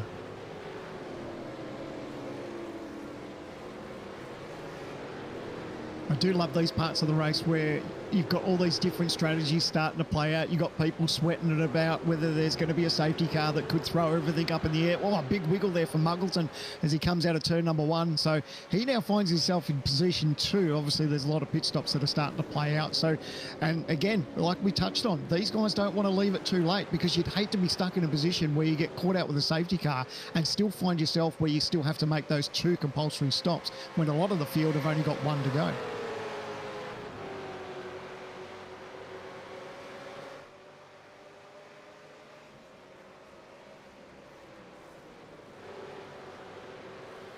So here is our race leader, Robert Gibbs. So the top 9 cars then are yet to take their first compulsory pit stop in this race. You'd have to say that Robert Gibbs won't be too far away, because the drivers who have pitted will be starting to get some clear track now and starting to punch out some fast lap times. Rayhan Leonage, the best of the cars that's done its first pit stop, currently sitting in 10th position, but as we just discussed, he took on less fuel than his opponents in that first pit stop. This is a feisty battle at the moment. Josh Muggleton, Kurt Stenberg, Brian Borg and Hayden Veld. This is the battle for position 2 on the racetrack at the moment. Yeah, no doubt there'd be some chatter between those TTR teammates with Muggleton. We'll see how much he's struggling just to get the power down. So he may be in a position where he's hurting Stenberg. He probably looks like he's going to fire into pit lane. Yep. Oh, struggled to get it in there too. So, yeah, that was probably a little bit of communication between TTR teammates and just letting him know that I'm going to fire into the lane. But it did hold up Stenberg a little bit. Oh, that's a big moment. Don't doubt the car control from Josh Muggleton, ever. And the beauty is that he knows he's pitting. So, oh, that's hurt him too. We just saw that he's had to pull reverse and back up into his stall. So that'll give him a little bit of a time penalty there. But, yeah, his tyres, he knew he was pitting. So it was just getting on the throttle, using them up, and then get to the pit lane. And while that was all happening, our race leader, Robert Gibbs, has come into the pit lane as well. Very long stop for Robert Gibbs, 25.4 seconds. So either he's taken on a lot of fuel, or he might have had a bit of a pit lane entry mistake like Muggleton as well. So I was just watching behind Stenberg. I thought it was going to be deja vu back to Phillip Island. It looked like he was going to get a tag there under brakes, but side by side there through the corners, that's brave stuff. But yeah, I don't think it'll be too much longer before you start to see the rest of the field pit. Here it is, lap 16. They've probably gone a little bit longer than we all expected because of the threat of that safety car that could really turn this thing upside down. So it's interesting because he's taken on so much fuel in that pit stop, Robert Gibbs. He's fallen all the way back to 8th position out of the cars that have done their first compulsory pit stop. So that decision to take on more fuel, it has buried him in the pack, Robert Gibbs. I would have thought that maybe he would have taken on a bit less fuel and given himself track position to ensure he could keep punching out those fast lap times at the front of the field. But obviously, he and his team are confident that they can jump back ahead of their rivals in the second round of pit stops. 15-second penalty for Brad Rattu, contact with car number 847. Now, that's interesting because Brad Rattu was obviously up inside the top 5, so that's quite a significant penalty. As here is the charging Rayhan Leonage on fresh tyres, getting up the inside of one of the Logitech G Altus Esports entries. Zach Hanlon, who is yet to pit, so obviously on old tyres and will not have the pace of some of these faster drivers who are coming through on fresh rubber at the moment. No surprises either to see Mike Taliancic running long here in the first stint. He's always known for either doing exactly that or for doing something different to everyone else. He's one of the masters with fuel mileage, so no surprise at all to see him doing something different to the majority here. Obviously running the gauntlet like we talked about with the safety car factor, but who knows where this will play out for him across the length of the race. But he's run very wide there. I don't know if he was just giving room or if he... Yeah, that's well off track. Yeah, I think he might have been a little bit of mistake because that was... Yeah, as courteous as some of these drivers can be, that was probably a little bit too polite. So I wonder if he just got caught out in the braking zone and just had to fire off forward. So unfortunately, but nevertheless, he's still got plenty of the race in front of him to make that up. Oh, there's some more carnage back here. So that's Craig. He's off. He's a long way off. So I wonder what happened into that braking zone. Yeah, that's well wide of the mark down there at the hairpin. It looked like tyre smoke. Sometimes it's just a brake lock or if there was a little contact, but that was way wide of the mark down at the hairpin. And check out the Logitech G replay again, under brakes, pinches that brake. Oh, what he did, that was actually, how heads up driving is that? That is, he knew he was going to fire into the back of that car and he just gave it away. Pretty much just aimed for the grass just to get away so he didn't cause contact. So absolute heads up driving by Craig Schultz. That was really good to see. Yeah, that one could have been a big moment very quickly if he had fired straight into the back of the car in front of him. And it's not easy to make that decision to turn left into the grass right there like that. So that was a really good decision. And we talked about it before, just that slight little mistake on the brakes, and he might have just not calculated for the draft and the overspeed, or maybe the car in front broke just slightly earlier than he was expecting. But it doesn't take much, and you can see how quickly he was closing on the back of that car in front of him and how quickly things can go wrong at the hairpin. Just watching Kurt Stenberg getting up the inside of Thomas Freeman, but Freeman with the draft closes back in on the run into the hairpin. Incidentally, we have seen Michael Taliancic come in for his pit stop, which means that Zach Hanlon is the only car in the race at the moment yet to take its first compulsory pit stop. He currently sits in second position. Rayhan Leonage is your race leader. Hanlon second, back to Dylan O'Shea, Dylan Rudd. Andrew Dyson up to position 5. He was the earliest out of the top 10 runners to come in for his pit stop. Sebastian Vardell, Chris Ireland, Brad Rattu, who has that 15-second penalty hanging over his head. Robert Gibbs, Rick Kuznetsov rounding out the top 10.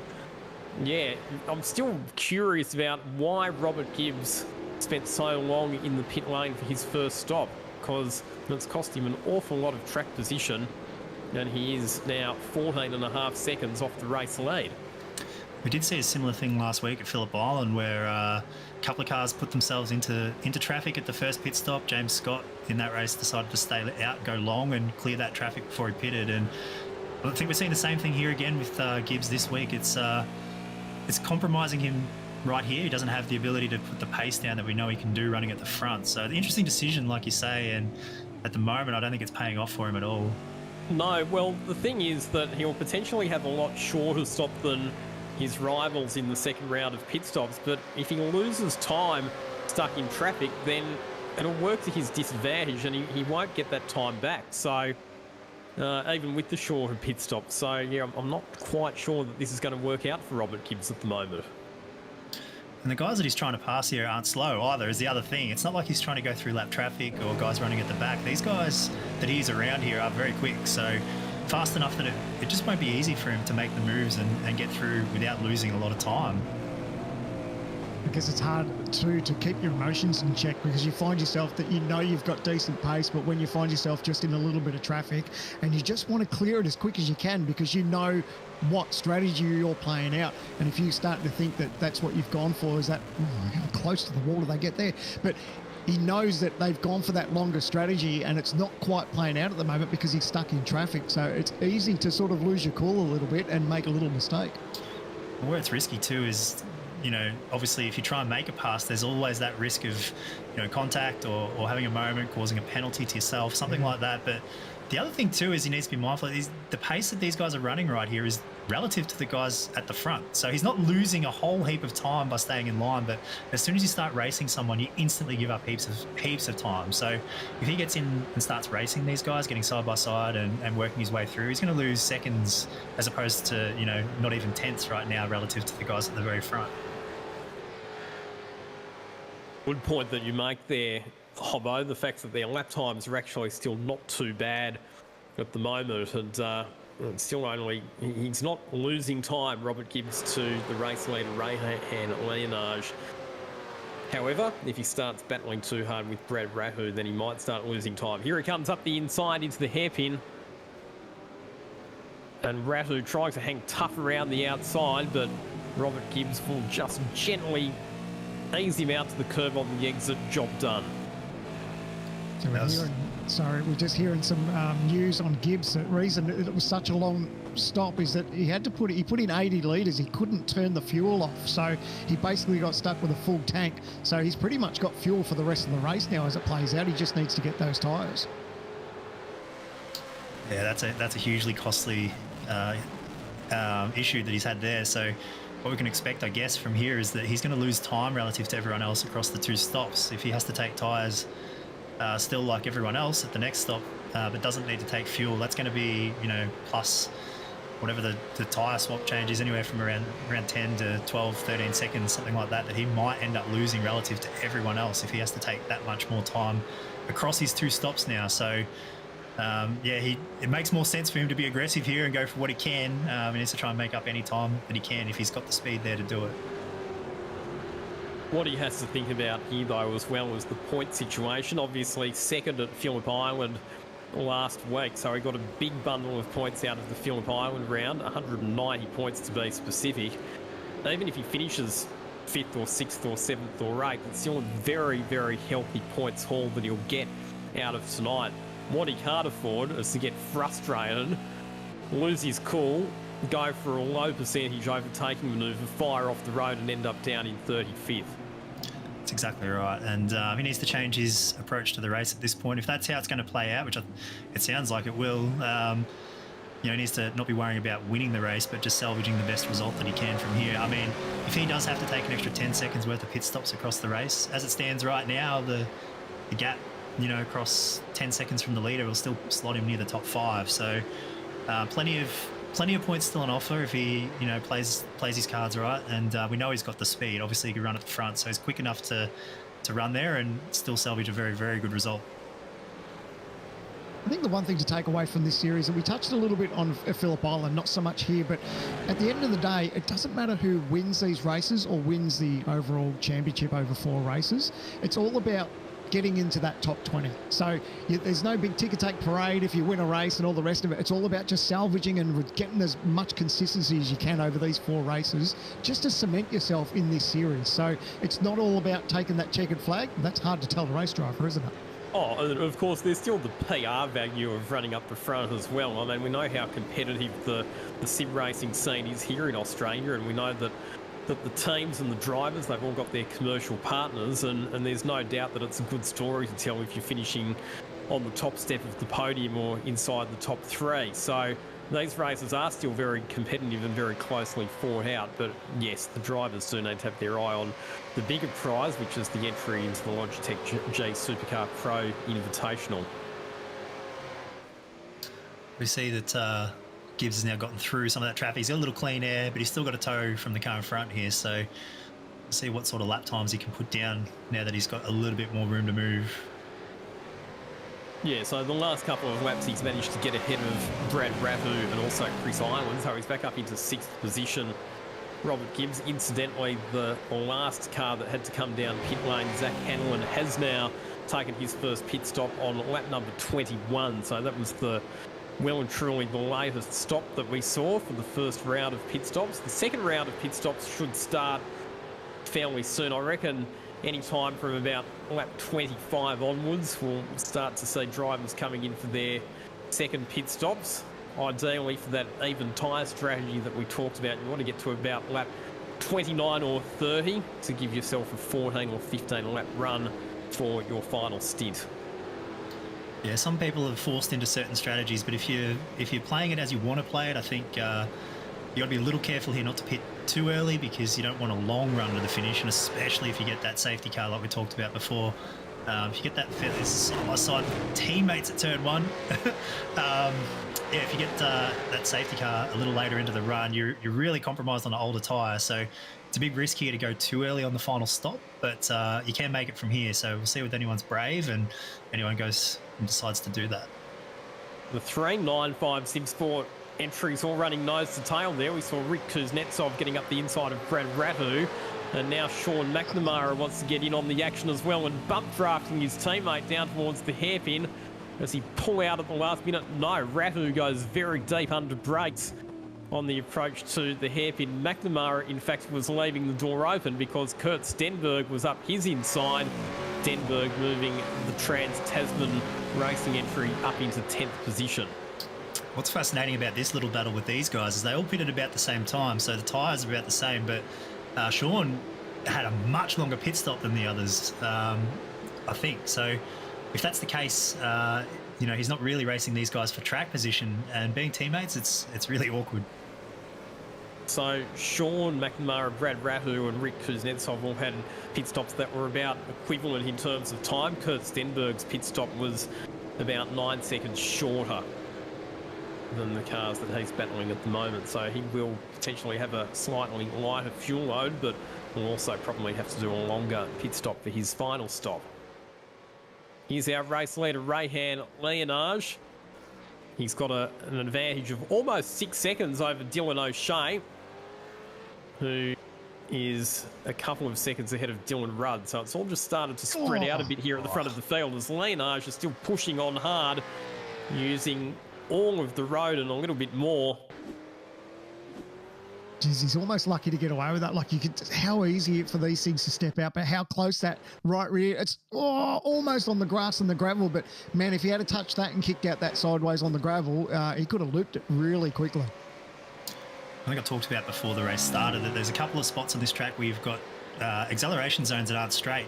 On a fresh tyre and quali trim, that's actually flat. You hold it flat out of the right-hander and through the left-hand kink. But as the tyres go away and as the fuel load comes off, you've got to start lifting through there. It's a very awkward traction zone, and you do end up washing right out to that outside curb on the exit. And yeah, you can see there, if you just step slightly too far, disaster. Oh, how's Harrison the battle? Degate battling it out with Luke Mitchinson. You would have to say that Luke Mitchinson's race has been anything but satisfactory so far. Started off running inside the top 10, but got absolutely belted from pillar to post and is now out there battling on with a fairly wounded ZB Commodore. These guys are right around that spot that we haven't talked a whole lot about, but is so important. It's right around the back of the top 20. This is where you want to be, all forwards from here. So you get sort of into this part of the field, and there's a lot to play for. One of the drivers that we've talked about a fair bit tonight, Adam Briggs, we saw that he didn't get a lap on the board in qualifying. Then he got a drive-through penalty. He is starting to work his way forward as we see more issues for Brett Loxton a bit further down the order. But Adam Briggs has moved up to position 27, so gradually picking his way up through the field, and probably has a bit more pace than the cars that he's around at the moment, but obviously just doesn't have any sort of track position at this stage. He's doing it the hard way, and he's a long way from the front, but like we talked about, on the back foot from the very get-go. So he's done well to sort of get into the back of the field, and now, you know, all these cars he's racing for genuine positions. So he'll be trying to do anything he can to get, you know, up into that top 20 and bank some good points.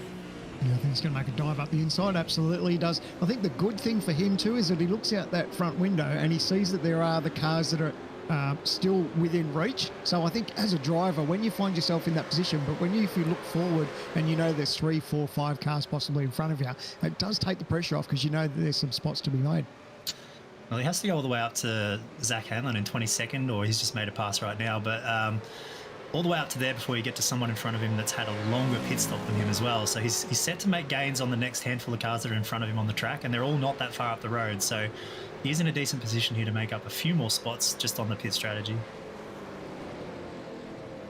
Here is Robert Gibbs, so his march forward continues. He's back up into the top 5 after that disastrously long first pit stop that he had. He's just made the move through on Sebastian Vardell, but it's another 5.5 seconds up the road to the next car, which will be Andrew Dyson, currently sitting in 4th position. And you'd have to say it's been a pretty good recovery from Andrew Dyson so far tonight. Only qualified 13th, but currently runs in position 4, albeit with the second round of pit stops still to come.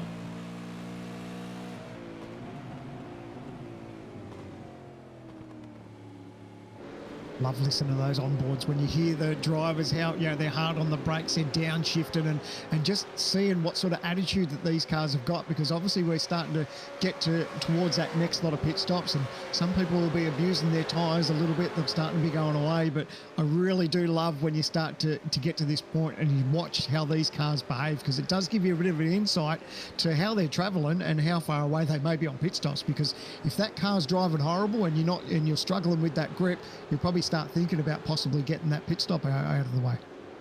There's Thomas Hinds down the inside of Thomas Freeman. Takes his sim racing pretty seriously, does Thomas Hinds. He'll be a driver who will be very, very keen to make it into the top 20 and earn himself a berth in the Logitech G Supercars Pro Invitational Series.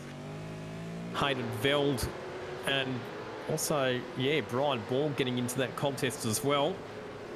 Hins is now clear, so it'll be up to Velds to try and fend off Brian Borg there. Oh, geez, that looked a lot closer from that camera angle than it really was. I held my breath there, but a good run from Hins. He had, someone's locked a brake, so, it's going to be, they're almost there. A little bit of a kiss, but plenty of room, and that all started from a locked brake, and, man, how close is it through that section? And Sebastian Flock in the perfect position to take full advantage of that, but got checked up coming out of the last corner by Brian Borg, who had to jump on the anchors because of the moment that Hayden Veld was having in front of him. So that's just caused a bit of a bottleneck there from positions 15 down to about 18. Michael Taliancic not too far away from that battle either. I was touching on the fact that Hins raced really well at Phillip Island, managed to get himself a decent amount of positions throughout the race and pretty much having a good run today. Yes, he's not right up the pointy end, but if you can start to pick yourself off through the field and get yourself in a decent position, the big picture is looking good for him come in a couple of weeks' time, hopefully.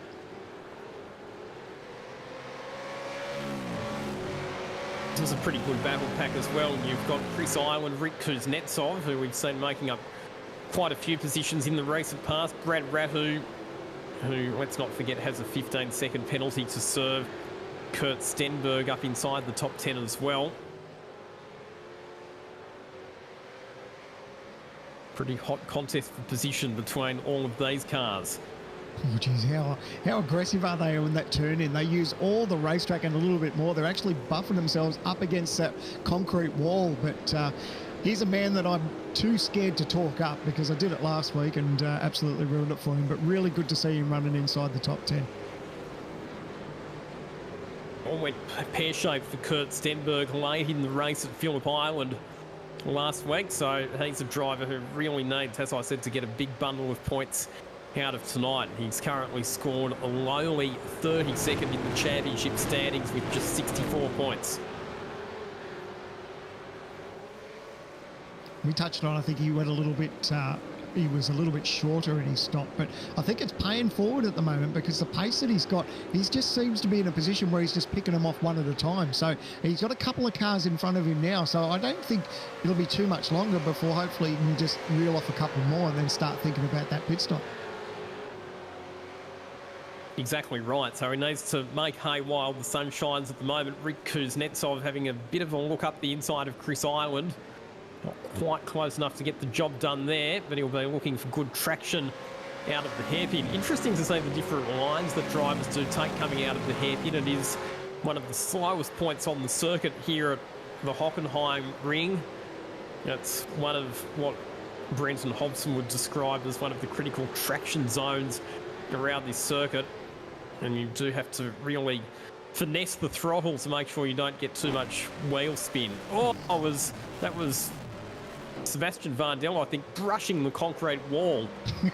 They love it, don't they? They're using up all the racetrack and a little bit more.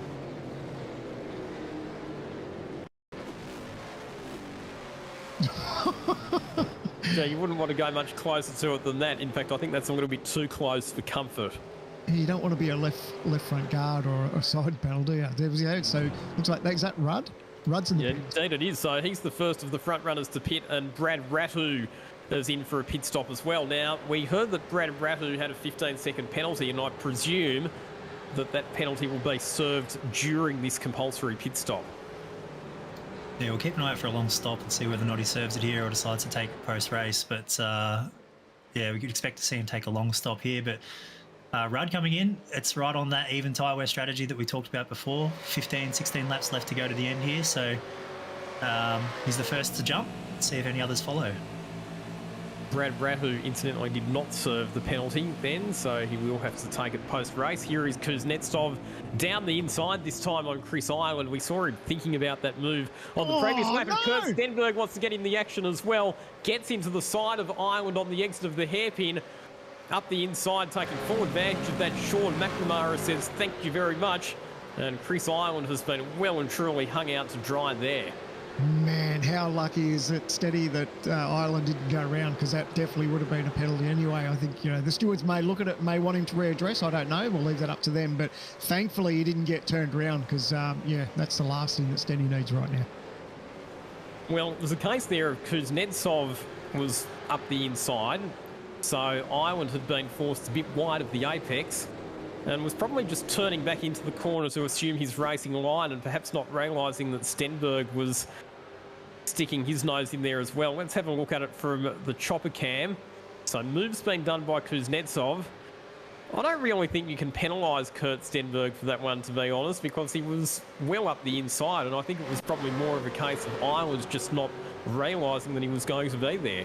Yeah, I was going to say a little bit of situational awareness, just knowing that you have left that door open, and obviously every driver's going to take that opportunity. And again, how impressive is that car under brakes? We spoke about it at the start of it, but how much ground that he made up under brakes and how it turned in, it really looks nice to drive. Indeed, so he's got good pace at the moment, Kurt Stenberg. A few more pit stops taking place, so Chris Ireland has come down pit lane for his second pit stop. We've seen Sebastian Vandel in as well. Dylan Rudd took his second stop on the previous lap, so too did Dylan O'Shea and Brad Rattu as well. Highest placed of the cars that's done 2 pit stops at this stage is Dylan Rudd. He's popped out in 13th position outright, about 1.5 seconds ahead of Dylan O'Shea. How do you go, Hobbo, at this point of the race when you know you've got a pit stop coming? Do you try and stretch this tyre life as much as you can to try and have that fresh tyre advantage at the end? I guess it all depends on where you are on track and who you're battling, but I guess you obviously want to put yourself in the best position possible at the end of these races with the best amount of tyre grip that you can get. Yeah, that's right. It's very reactive. You sort of depends, like you say, if you've got good pace and you're being held up, then you're smart to come in and get out of that. But if you've got clean air and your pace is pretty good, you'll know by this point in the race what you are around the outside. That's super brake. That was impressive. That was a great pass. Impressive. But yeah, at this point of the race how good your car is, particularly on the run. So if you think you've got pretty decent pace towards the end of your tyre life, then you can probably afford to stay out and give yourself that best chance at the end of the race. More pit stops happening now. So McNamara is in the pit, so too Kuznetsov, Dyson, Veld and Flock, and they will all feed back in behind Dylan Rudd and Dylan O'Shea. So now we're starting to get a situation where the field will cleanse itself, and we'll soon have a corrected race order. We have got 14 laps remaining in this one. So far, so good. I think this race has it's been fairly tame. I know that the stewards have been a little bit busy with a little bit of contact, but I guess we expect that in some of these high, hard braking zones, but obviously nothing too intentional. But man, I think it's been a good race, and I think a lot of them who have been praying for that safety car, we haven't seen it, but geez, there's been some good hard racing. And again, I think into this braking zone, everyone making the most of this opportunity in this part of the racetrack. There's McNamara getting up the inside of Adam Briggs, in fact, who's yet to come in for his second pit stop. Sebastian Vandel involved in that contest as well. This will be a frustrating position for Adam Briggs to be in, a case of what might have been for him tonight. I think our race leader's in too, by the looks of it. Is that right? So Indeed. Yep. Getting that pit stop over and done with, lap 32 or 44. And he did have himself a nice little margin, so it's going to be interesting to see how this all plays out. There's going to be a little bit of ebbs and flows as far as whose stops were a little bit longer earlier on and shorter and all the rest of it. So keen to see, he's happy that he's got that pit stop out of the way. He's now at pit exit, and he didn't lose too much at all. But he is going to feed back in. Here's the critical thing, not in the lead of the race. So he'll come out behind Dylan Rudd and Dylan O'Shea. So effectively third position for Rayhan Leonage, and he needs to push on hard here. He'll be on cold tyres, but they are fresh tyres, and he needs to work hard to get them up to temperature and work hard to try and get back those 2 positions that he's lost throughout that pit stop cycle. And he's straight on the attack, looking up the inside into the hairpin on Dylan O'Shea, not quite able to make the move. The one thing I did like about that, even if you didn't think he was actually going to make the move, just move around in the mirror, just so the guys that are in front of you don't know what you're going to do, even if you're not going to make that move, because obviously his brakes, and the tyres were obviously a little bit cold from that pit stop. So smart not to make the big dive, but obviously what you want to do is have the drivers in front of you second guessing. So that leaves Robert Gibbs back in the lead of the race. But obviously with the pit stop still to come for Robert Gibbs, we know that it'll be a short stationary tyre because he took on so much fuel in that first pit stop, but he does still have to do the tyre change. So the pit stop will be dictated by how long that tyre change takes. I'm not sure that he's quite got the margin to get back out in the lead. I reckon he'll probably feed back out somewhere around Andrew Dyson when you take into consideration both the stationary time to change tyres and obviously the transit time to drive from one end of pit lane to the other. I guess at the end of the day, that's not too bad of a report card, is it? Considering he had that drama with putting too much fuel in the car. So having that little bit of a disadvantage and to come away with still, at the moment, with by the looks of it, could be a top 5. That's still not a bad day, is it, in the office, considering what happened? How good's this though? So getting into the final 12 laps of this race, we are going to have a flat-out three-way battle for the win here at Hockenheim. Dylan O'Shea looking to the inside. They're just about 3 wide in the braking zone at the hairpin, and around the outside, Lienage sends it, but he's going to get run out of road on the exit of the hairpin. In fact, really good respect being shown there by Dylan O'Shea. Lienage has to just tuck in back behind the Mustang. Just talk about a cigarette paper between them. There was absolutely nothing. When he shut the door there, I thought that was going to be contact. So absolutely nothing in it. These guys know that they're caught towards the dying stages of this race, and the win is on the table. What a finish we're set for. We haven't had any safety cars to compress the field, but it's still shaping up to be an absolute thriller of a contest between these 3 drivers heading into the closing stages. Great to see. And if you think the win doesn't mean anything to them at all, think again, because based on how hard they're racing, it absolutely means something to them. It's hard to tell a race car driver not to go after a win, isn't it? This is Sebastian Vardell battling it out with Zach Hanlon. Hanlon once again running a long pit strategy, so running in 10th position, but yet to come down pit lane for his second stop. The race leader, Robert Gibbs, also yet to come into the pits for his second pit stop, and he has lost a bit of time as well. He's now only 12 seconds ahead of the cars behind. It was 13 seconds a couple of laps ago, so Robert Gibbs now starting to lose a bit of time to those cars that have taken on fresher tyres. Yeah, I think he'd probably be looking at his relatives now and probably taking all that on board, exactly what you just mentioned, Lockie, that he knows that he's given up now a little bit of real estate, so it's probably time to come in, bolt on those Dunlops and just push on to see what he can get. Because, look, as close as these 3 are, they don't rule out the fact that these guys could come together. So he could still be on for a decent finish and possibly a win, depending on what sort of plays out. If it gets a little bit too racy there, he wants to be in the best position he can be to capitalise. Again, Kirk Stenberg under brakes, although he's got a bit of a gift there when one of the drivers just moved out of the way, but again, steady, just pushing on. If you want action in this race, just put the camera on Kurt Stenberg whenever he gets to that hairpin. It seems like that's been his personal overtaking spot as Josh Muggleson gets up the inside of Chris Ireland as well. So Muggleson on a charge, Stenberg on a charge as well. It's all happening in the closing stages of this race. All of the pit strategies are out of the way now, so the drivers know if they want to make up spots, they're going to have to do it on the track. Yeah, and although those 2 paint jobs are different, they are teammates. You see now Gibbs is in the lane, so he's just now obviously doesn't have to take any fuel. It'll be just tyres, but now he's just sort of watching that stopwatch now to just see how far he drops down the order. Oh, a big off there for O'Shea. Lucky not to head off into the gravel and make contact with the wall. So he's given up a lot. Remember what I said just before? It's easy to see the fact that these guys were so close that there could be a coming together. Interesting to maybe catch a replay of that one and see what triggered that one, whether it was contact with one of the cars that he was battling against or if he made a mistake and did it on his own. But he's rejoined the racetrack only control car just ahead of his 120 teammate and Andrew we'll turn off Dyson, the less than a hairpin. second, in Mercedes fact, on ahead field. of his Who turns off simrigs.com DPR teammate. And here we go, right on Thanks, cue, mate. the replay for what happened. So we're watching, oh, we only just caught the end of that. Was there contact with Rayhan Leonage? Oh, he It got the started left early. rear. No, he got on the curb at the turning point. He's done it on his own.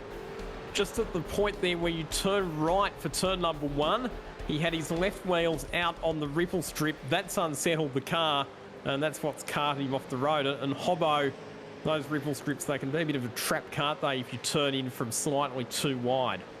And perfectly demonstrated right there, and he'll be very unhappy with himself for that. Get it right 99 times out of 100, and just that one tiny little error, and it's dropped him off the back of those guys by a little bit there. So you need to knuckle down and see whether or not he can bridge that gap and get back in the fight for a win here.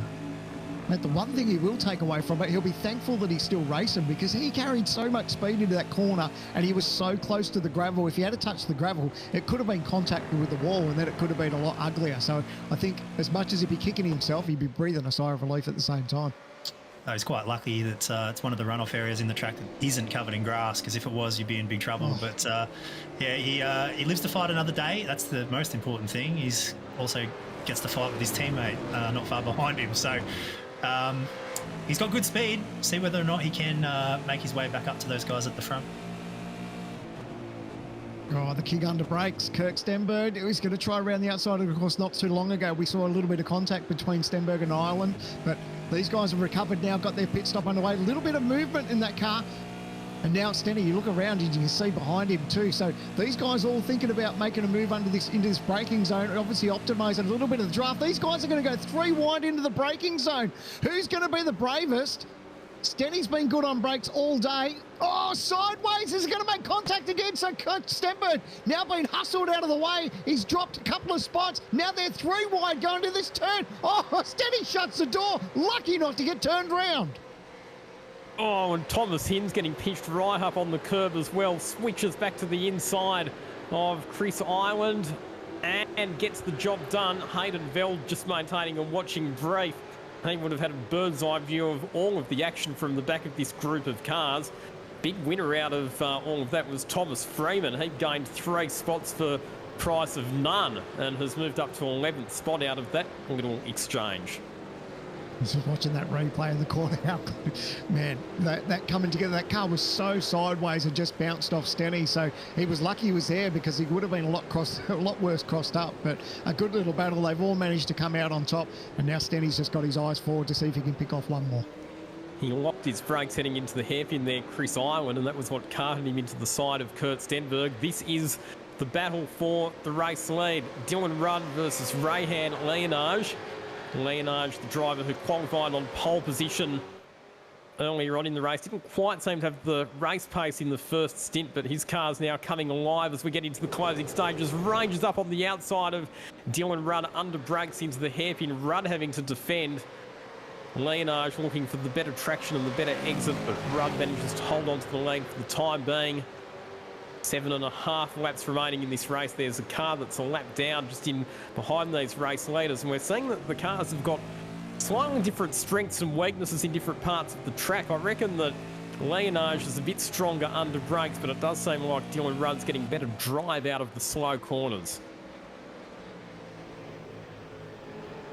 How much is that is the focus for you, Brenton, as a driver? Like, I guess you sort of go to a racetrack with a setup, and are you aiming already to be, you have sort of a mindset of where you want to be strong, or do you sort of just go onto the track and then sort of work out how the car feels and then take it from there? Well, certain tracks you need to be good in certain ways. Like some tracks are going to be really fast and straight, so you need good straight line handling or whatnot. This is a pretty technical track, so you want a car that's fairly well balanced. I think that largely when you talk about things like braking performance and stuff like that, that a lot of that's also to do with driver technique too. So you see some guys are just really good under brakes all the time. Others have different strengths and weaknesses. But you're right. It looks like Rayhan's got the eyes on here. He led this race for a long time, and I think he feels like he's quick enough to win it. So, Dylan's certainly fast, and it's not going to be an easy prospect for either of these guys to beat each other. So this is shaping up to be a really good finish here.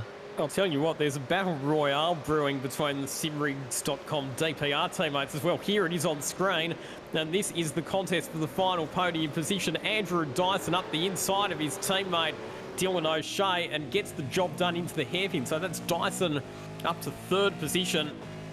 Really good progress from Dyson in this race. Started 13th on the grid and is now up inside the top 3. So in qualifying, didn't quite get it together, but he certainly had strong race pace.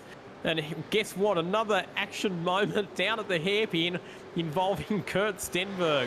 Been saying it all race, but that's been the action zone. And this time it's Thomas Hinz who gets up the inside. Side by side, they'll go through the right-hand kick.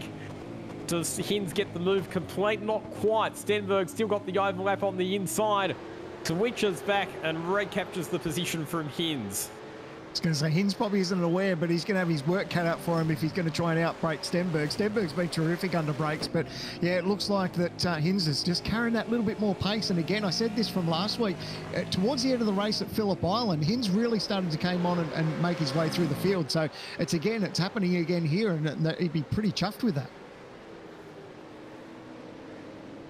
Bit more action a bit further back. We're watching Kenneth Latter and also the 205 car of Angus. That's a battle that's for positions 24 and 25. Just goes to show how intense the contests are right the way through this field. Of course, the drivers who are outside the top 20 have got extra incentive to push forward and try and get themselves into the top 20 because of that point situation that we keep talking about. Here's Hinz again on the inside of Stenberg. This time better positioned, and this time I think, yes, he just manages to get the move done on the exit of turn number 3. Now what's this? Stenberg's going to get this little bit of a toe, but we've said how strong he's going to be under brakes. Look at the pace that he's carrying. He's just going to go to the outside and see if he can outbrake him. He's not going to be afraid. He's really taken as a hit. This is a really great battle in the dying stages of round number 2 for this qualifying series. These guys not giving an inch, but Stenny just lost a little bit on exit there. Really good battle and good clean racing between those drivers. So Hinz moves up another spot. He's another driver who's made very good progress in this race. Started outside the top 20 on the grid, but has moved up to position number 12. Bit of a check on Adam Briggs as well. He has actually made up the most spots of anyone in this race. He is up to 20th position after starting 39th and having a drive-through penalty. So in terms of damage limitation, that's a really good, solid effort from Adam Briggs just to get himself back up inside the top 20. And lapping faster than the leaders too. So like you said, what could have been had that have not been how the start of the race played out for him? Yeah, I think the guys up front will be breathing a sigh of relief, wouldn't they? Because, yeah, and for him to bounce back, and we spoke about it before, you just put everything behind you. There's a battle still going on here, but yeah, for him to be in the top 20, that's terrific. That's making the best of a bad situation.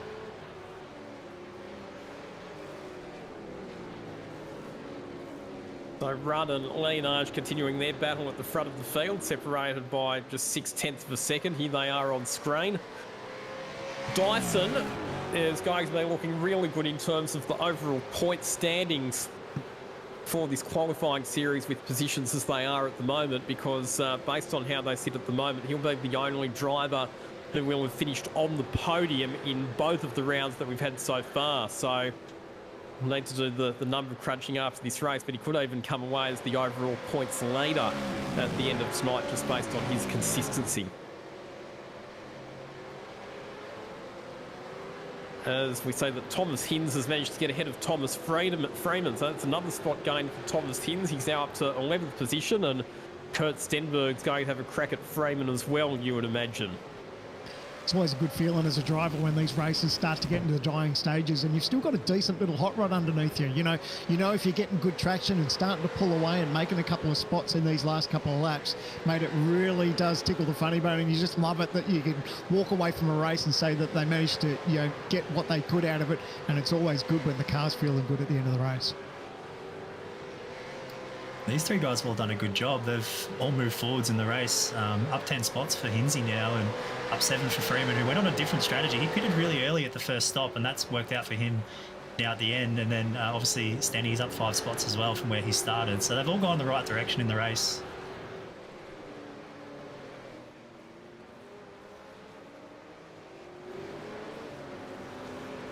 Turning our attention back to this contest for the race lead, the margin's been ebbing and flowing backwards and forwards between Dylan Rudd and Rayhan Leonage. It's down to just 0.3 per second. It seems that Leonage might conserve for a couple of laps and then just give his tyres a bit of a rest and then go back on the attack.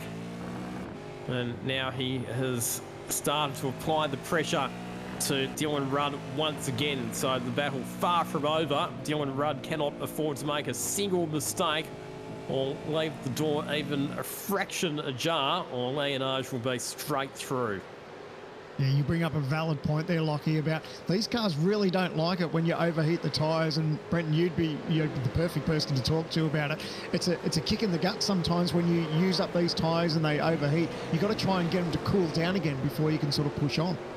Yeah, it's so hard to get right. I mean, you need to generate lap speed, but you can't afford to hurt the tyre while you do it.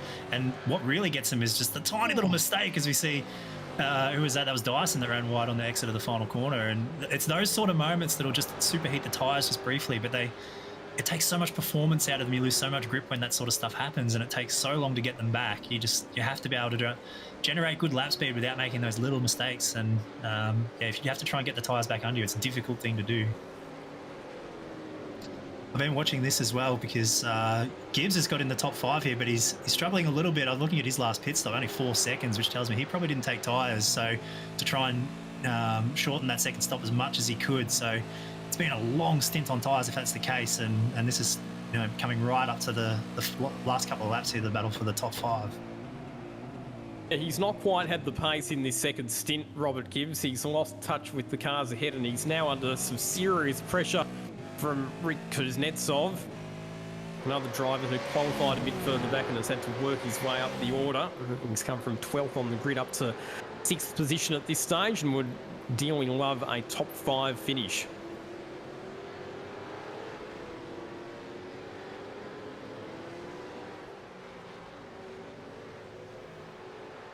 Isn't it amazing in these races that we can go as long as car out wide there, I think, just moving out of the way for lap traffic. So that was good heads-up driving. But we get to a point here at lap 42 or 44, and there's only 0.3 between the top two. So these guys still giving it. But if you were in this seat, Brenton, do you want to be leading or do you want to be second in these last couple of laps?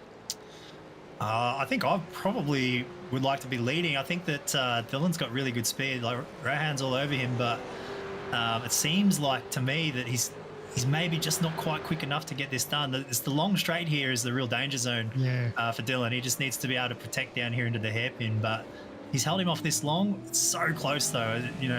I think I would rather be leading, but rather than having to try and initiate a pass here. But I mean, I think that if Rayhan can get a good enough run down here onto the straight, that it's going to be a real dive down here into the hairpin.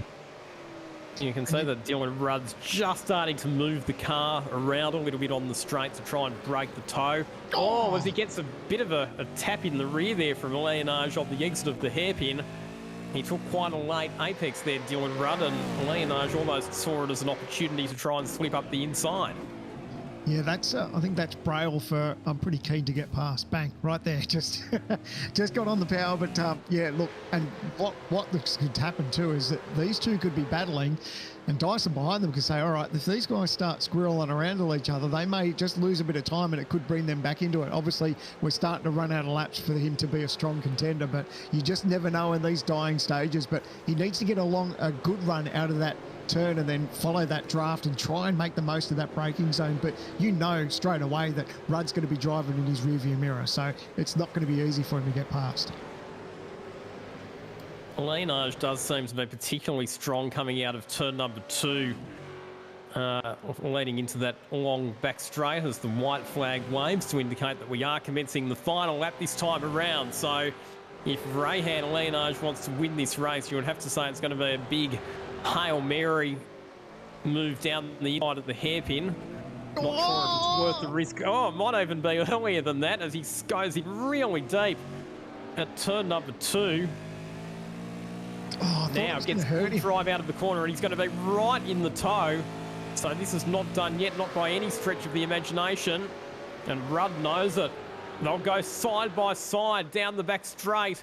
And it's going to be a breaking duel between the two ZV Commodores into the hairpin with Rudd on the inside, Leonage on the outside. Can he go all the way round? They'll be side by side on the exit of the hairpin. The problem for Leonage is he'll be on the wrong side of the road for the next right-hander. Can he hang up around there? Side by side, two wheels out over the curb. Now he'll be on the inside, Leonage, for the left-hander. Can he pull it up? They'll still be side by side. The battle's still not resolved. Neither one of these drivers wants to yield. It's going to come right down to the wire, the contest for this race. Leonage now has the inside for the right-hand sweeper. Are they going to sort this out? Still side by side. Unbelievable. Rudd back up the inside for the next left-hander. Leonage, can he hang tough around the outside? Just about, but Rudd muscles him out. Leonage, can he keep the overlap going? Oh, cut the grass! Oh, switchback manoeuvre coming up for Rudd. Side by side coming into the last corner. Rudd on the inside. It'll be a drag race to the finish line between these two drivers.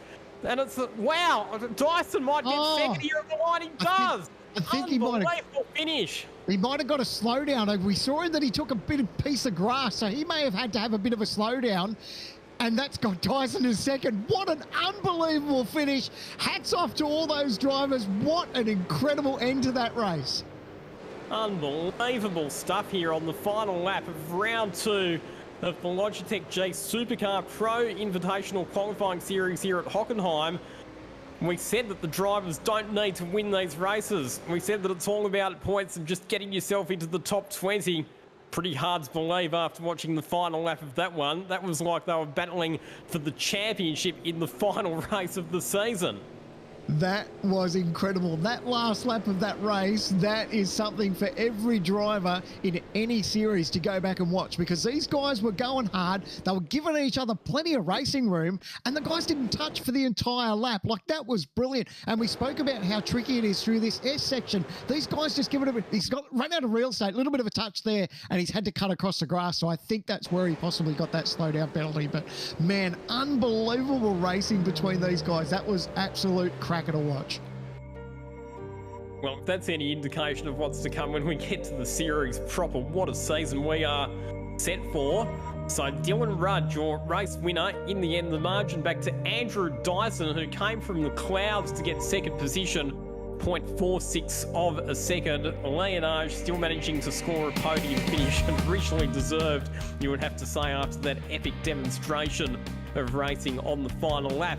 In terms of the championship, just doing a bit of rough mental arithmetic here, Andrew Dyson will walk away as the qualifying series points leader with a third and a second place finish from the first 2 rounds. So 2 different winners, a championship leader who has had a pair of podiums, and yeah, what a fantastic display of intense competition between 2 drivers on the final lap of that race.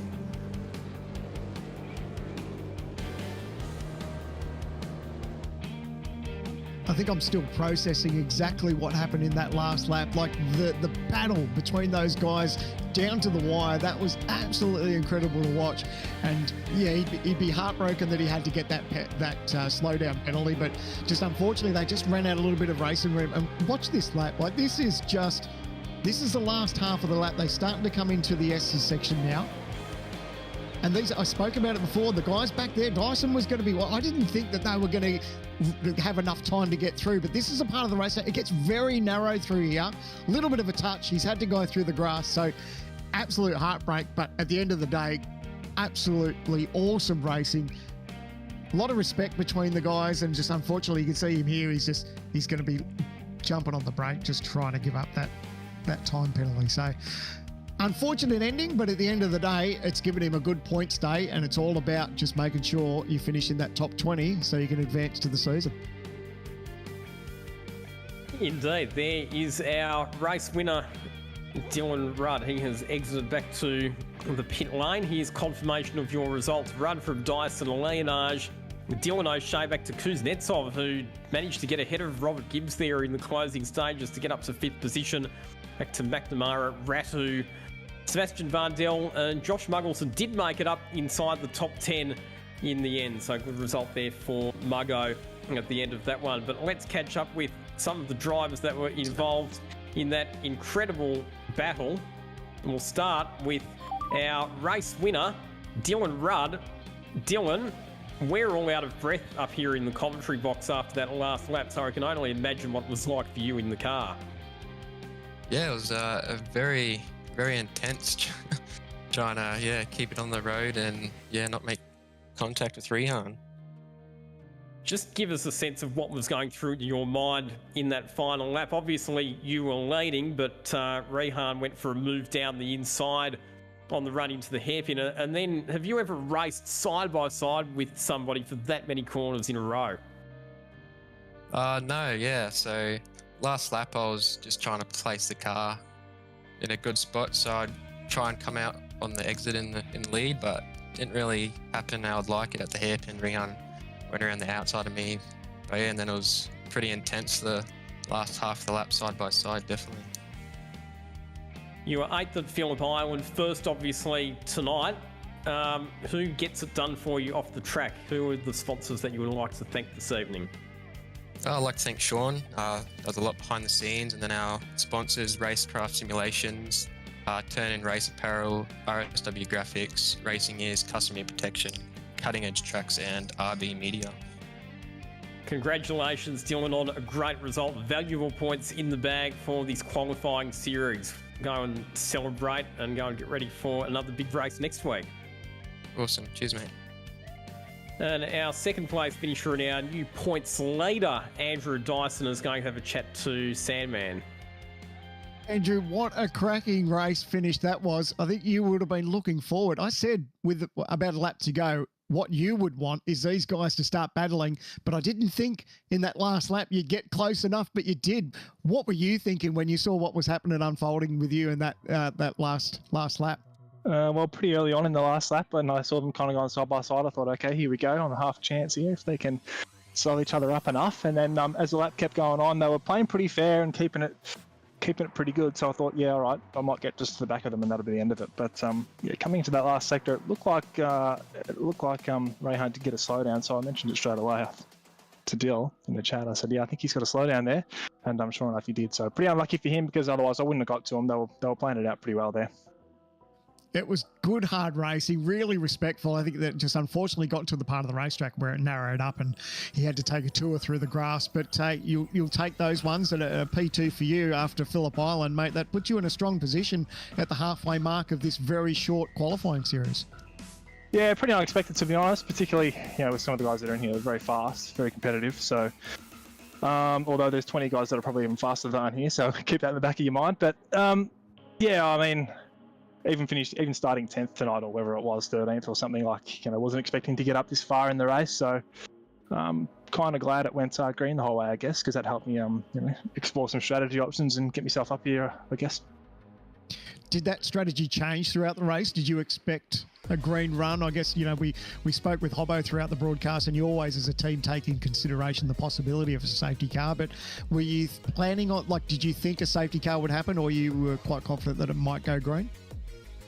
Nah, I mean, you always got to expect something. Like last week, I probably didn't expect a safety car at Phillip Island, such a big track, heaps of runoff. And we got one anyway from a blown motor, so anything can happen. So I kept it in the back of my mind, and funnily enough, last week I thought it was going to burn me. Luckily, it didn't, but this week I kept that in mind because I didn't want it to happen again or be in that position again. So tried to go a bit longer in the second half of the race, I guess, and just mix up fuel numbers and stuff like that. But obviously, that sort of stuff's not possible without me. Phillip Burley, privateer Ludo, up on the pit wall, making the calls for me. Love his work. Well, speaking of shout outs, mate, have you got any shout outs for you that's got you to this point and ready for 2023? Yeah, 100%, man. Thanks to all the guys at DPR, Big Dippers, Southwell Listen Hoist, MX Mechanical, Phoenix Smokers, Southwell Listen Hoist, and MP Designs for the paint job. You guys for putting on the league, Bronson, all the gang for get behind it. And you guys for doing the broadcast as well. And shout out to Lockie for jumping in tonight. Love your work, bro. Thanks, mate. Congratulations. Well done. Thanks, man. Lockie, I'll hand it over to you. You've got our... Oh, man, I don't know if he's unlucky or lucky, but what an incredible finish. But, man, I know he'll be feeling it a little bit as far as that penalty. Yeah, Rehan Leonage, congratulations, mate. Third place tonight. How are you feeling? Are you happy to be on the podium? Happy to be involved in such a fierce battle on the last lap, or a bit disappointed that you didn't finish a bit higher than third position? Look, obviously it's a bit unlucky. Dylan was slightly losing his rear end. Probably could have backed out. That might have held my second place, but racing incident. Main point is Bailey got that slowdown done just before the line, so didn't lose anymore. But yeah, it was good fun racing. It was certainly good fun for us to watch up here in the commentary box, so I'll give you that tip now. The other thing as well that we should point out is that you were 5th at Phillip Island, 3rd tonight, so you've scored really good points out of the first 2 rounds, so that must make you pretty happy and pretty confident heading into the last 2 rounds of this qualifying series. Yeah, it's a good start to it, but obviously anything can happen, especially with it being Sandown and Bathurst left. Just can't get ahead of myself. Got to do what I kept doing, and looking forward to next week. That's a good, mature way of looking at it, Rehan. It's obviously all about consistency and, like you say, not getting too far ahead of yourself. Who would you like to thank? Who are your main sponsors that you would like to acknowledge this evening? To thank PSR and Andrew Gilling for helping me get to the pace, and thanking my dad for being my crew chief. And I thank you guys for putting on this league and the stream. Some stuff. It's a pleasure to have you as part of the series, Rehan. Well, gentlemen, you would have to say all around that's a very, very deserving top 3 for tonight's qualifying series race at Hockenheim. Of course, as Rehan just alluded to, 2 rounds left in this qualifying series, 2 iconic Aussie circuits in Sandown and Bathurst. Thoughts as we head to Sandown next week, Sandman and Hobbo? Mate, I'm excited. If it's anything like what we've already seen tonight, the racing was first class. There was so much respect between the drivers. It was really good to watch. And, I guess it turns into a little bit of a pressure cooker for some of them that are maybe outside that top 20, because now they're starting to think, all right, well, we're halfway through this qualifying series.